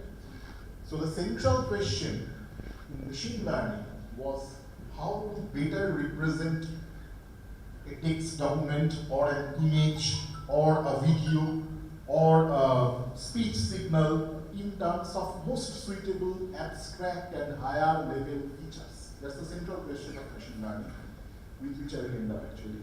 So this higher level feature means when I look into the face of my friend in Facebook, I don't look at it like, oh, the top left corner pixel is 236, beside that 125. No, I immediately capture the most abstract and higher level features, a cut mark on the chin, nice beard, thick mustache, this sort of thing. Can we make our machine do that? That is the central question which drove the development of deep neural networks and deep learning. The entire, I don't know, you must have heard of deep learning multiple times. The entire revolution came in terms of this appropriate feature representation, and human beings are remarkably good at it. When you look at this, is for a normal, regular computing system or classical vision system is a very bad data set. It has its data set, collection of 16 images, 8 from 4 cross 4 you can see, and 8 from each class. One class is sheepdog and one class is a mop. If you look at them for 3 seconds, you know what is what. But if you try to do this by a computer vision system, very tough, up your wagon. You know what is what by looking at them. Barn owl or apple, not only you are telling me how you separate them out, but you can tell me based on what high-level features you are separating them. Here, what high-level features we are using? The distance between the seeds compared to the distance between the eyes of the owl. There is a big nose-like structure, as you were saying. There is a ridge-like structure between the two eyes. So you look at them, you separate them. Try to do this with a classical vision system. It's a big, very big and very bad, lot of work. See, a chihuahua or muffin. This is the hardest one. So now this deep learning, machine learning should be seen as an assistive technology. If you try to process such data sets with classical vision systems, it's gonna take huge amount of time. So if you remember the Aesop's fable, the modern machine learning is like this straw, which the modern crow will use to suck up the water, instead of putting stones one by one and waiting when the water will come up, etc., etc. So this is what deep learning actually offers, and I will conclude here definitely. So in the classical machine, this is the classical machine learning cycle where an input object is coming, then there is a human scientist who must decide how to represent this object in terms of most suitable numbers sitting together. In case of image nowadays, it's impossible. Everyone has megapixel cameras. Even a 1 megapixel camera, what is the size of the image that you get? 1000 pixels along this axis, 1000 pixels along that axis. So how many pixel values are there? 1 million. So we cannot put all of them in an array. Try to declare a 1 million size array in a C program and try to manipulate it, your machine will hang, definitely. Am I clear? So somehow I need to summarize these millions of pixels in terms of abstract and once again higher level features, like whether there is a slant edge in the image. If it's a numerical, let's say digit images, 7 has a slant, semi-horizontal, semi-vertical line, 0 has a circle. So these are the high level features which must be identified. If 2 circles are sitting one on the other, then it must be 8. Okay. So that's how the feature representation should lead to recognition. Okay? And traditional machine learning employs human feature engineers to handle that. As I said, the last 40 years, effort in computer vision, natural language processing, speech, signal processing everywhere. The central question was how to represent a central entity like a speech signal or an image in terms of most suitable features. Deep nets became very popular since 2012. And 2012 onwards, when the Google DeepMind came up, Facebook and Amazon started investing billions of dollars behind that, their main claim and selling point was a deep network is basically a feed-forward network through simple processing nodes, which are shown here with these blue circles. And very initial, the lowest level features are actually connected at the input side. These features flow through this network like signals, and while flowing through the network, these lowest level features are combined, attenuated or amplified, manipulated in linear and nonlinear ways, and thus they give rise to abstract and higher level features. Ultimately what happens is you input a 1 megapixel image and you get basically a 100-dimensional vector maybe, each dimension of which must summarize some very high level information about the image, and then based on those 100 dimensions, the classification will happen. And these features will be represented based on context of your classification, which is the biggest selling point of deep learning. What is meant by context? If you change the context of classification, other features may become much more important than the present one. I said, when I go to a bank for a loan, I become a piece of data.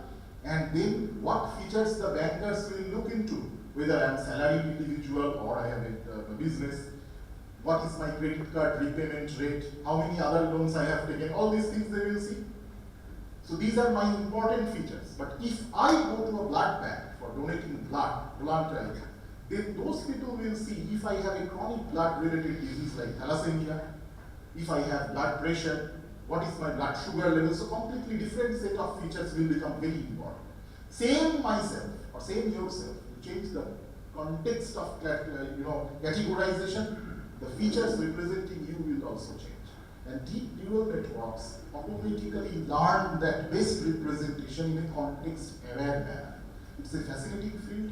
I encourage all of you to look into this. Lots of internet resources are available. So with this, I would definitely now conclude and stop and thank you for your patience. If you have any quick question, we can answer or discuss even later. Thank you. Thank you so much. Very informative, short and crisp lecture. Any question? Actually, we are missing the detailed time. Yeah, that's right. Dr. Das is such a nice speaker, such an excellent speaker. We require at least 2 hours to understand. Yes, summed up. Yeah. It's a huge topic. So if we have 1 or 2 questions, we can handle those questions. And then, can I ask one question? Yeah, sure. There is a rule-based system and there is an expert system. So of course, by default, the expert systems are the machine learning. Can we keep the rule-based systems also in category of machine learning?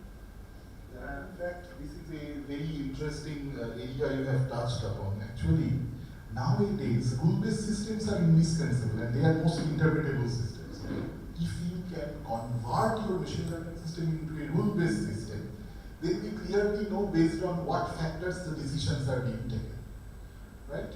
Now, deep neural nets have a problem that they are all black box systems. So nobody knows how they are exactly finding out these abstract and high-level features and blah.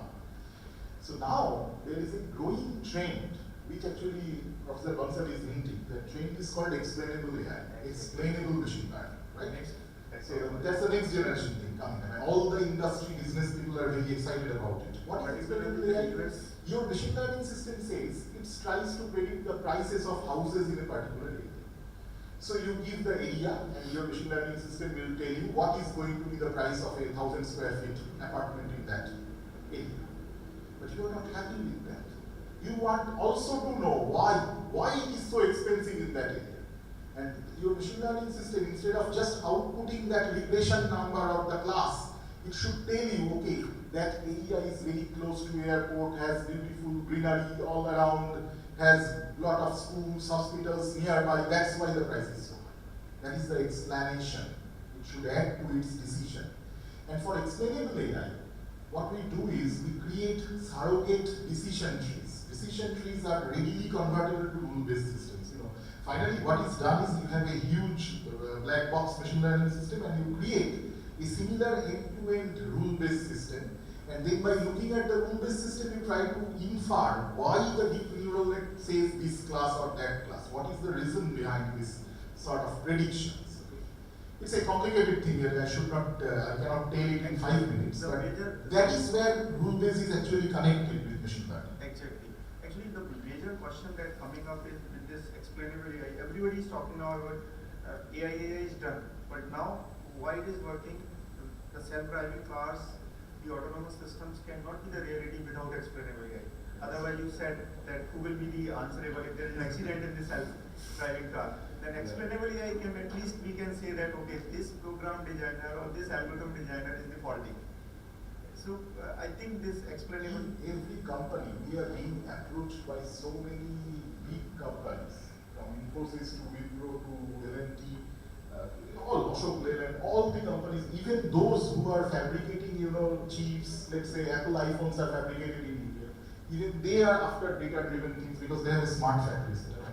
They are coming to us, and the junior people, the junior staffs are saying, you please teach our management guys, senior management people, because they are not able to interact with us, we cannot express why our model is failing in certain cases or doing good in certain cases. So then we have to explain these explainable AI concepts. And the senior management people, it's a tough challenge. They are about 55 years, 60 years of age, and they are trained in management. They have no mathematical background. And then we have to explain these things to them in a lucid manner. So, yes. My research is on explainable AI. Oh, great. And my explanation. So you must know this line model. Okay, I'm using the visualization techniques. So you are using the camera, Cresm, this sort of things, yes, for CNN. All kinds of visualization. And Even Google histograms, Cloud has started this.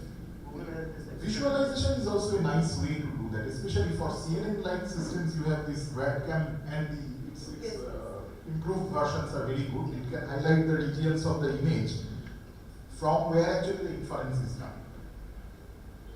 So that is also very good. But then another thing, so Professor Gonzalez reminded me of many things. Another very important thing before I end up, let me make you a caution. When somebody asks you, why my machine learning system fails, this I always say, that data is the new oil, machine learning systems are the engine. If you put poor quality petrol to your luxurious car with lot of precipitations, what is going to happen? Your engine is going to bend and puff and finally give up. Same thing happens if you give poor quality of data. Okay?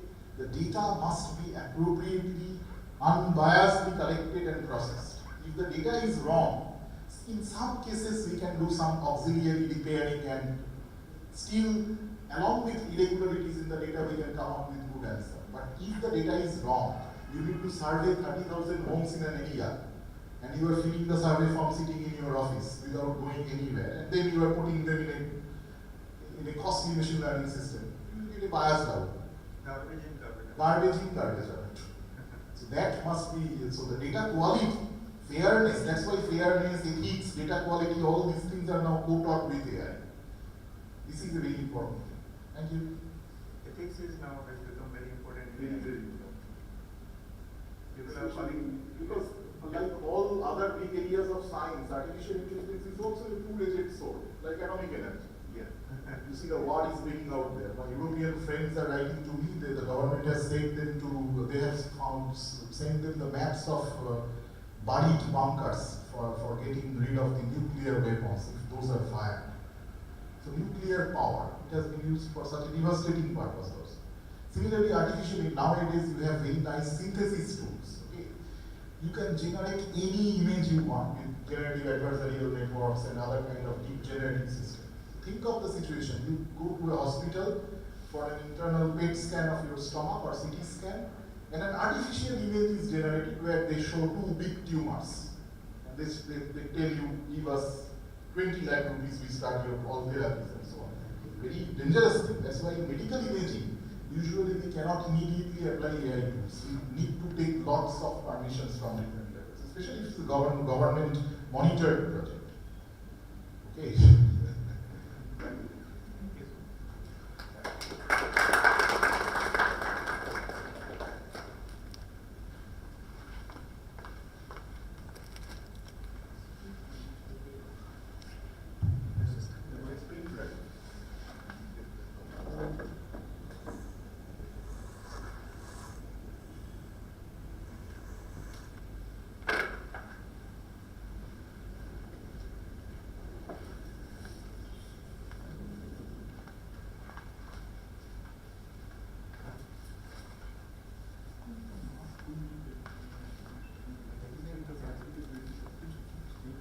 Thank you so much, Dr. Swagatam Das, for this wonderful session. As a token of our gratitude, I request Ms. Razia Zaitinia, the Training and Placement Head, to hand over a memento to Dr. Swagatam Das.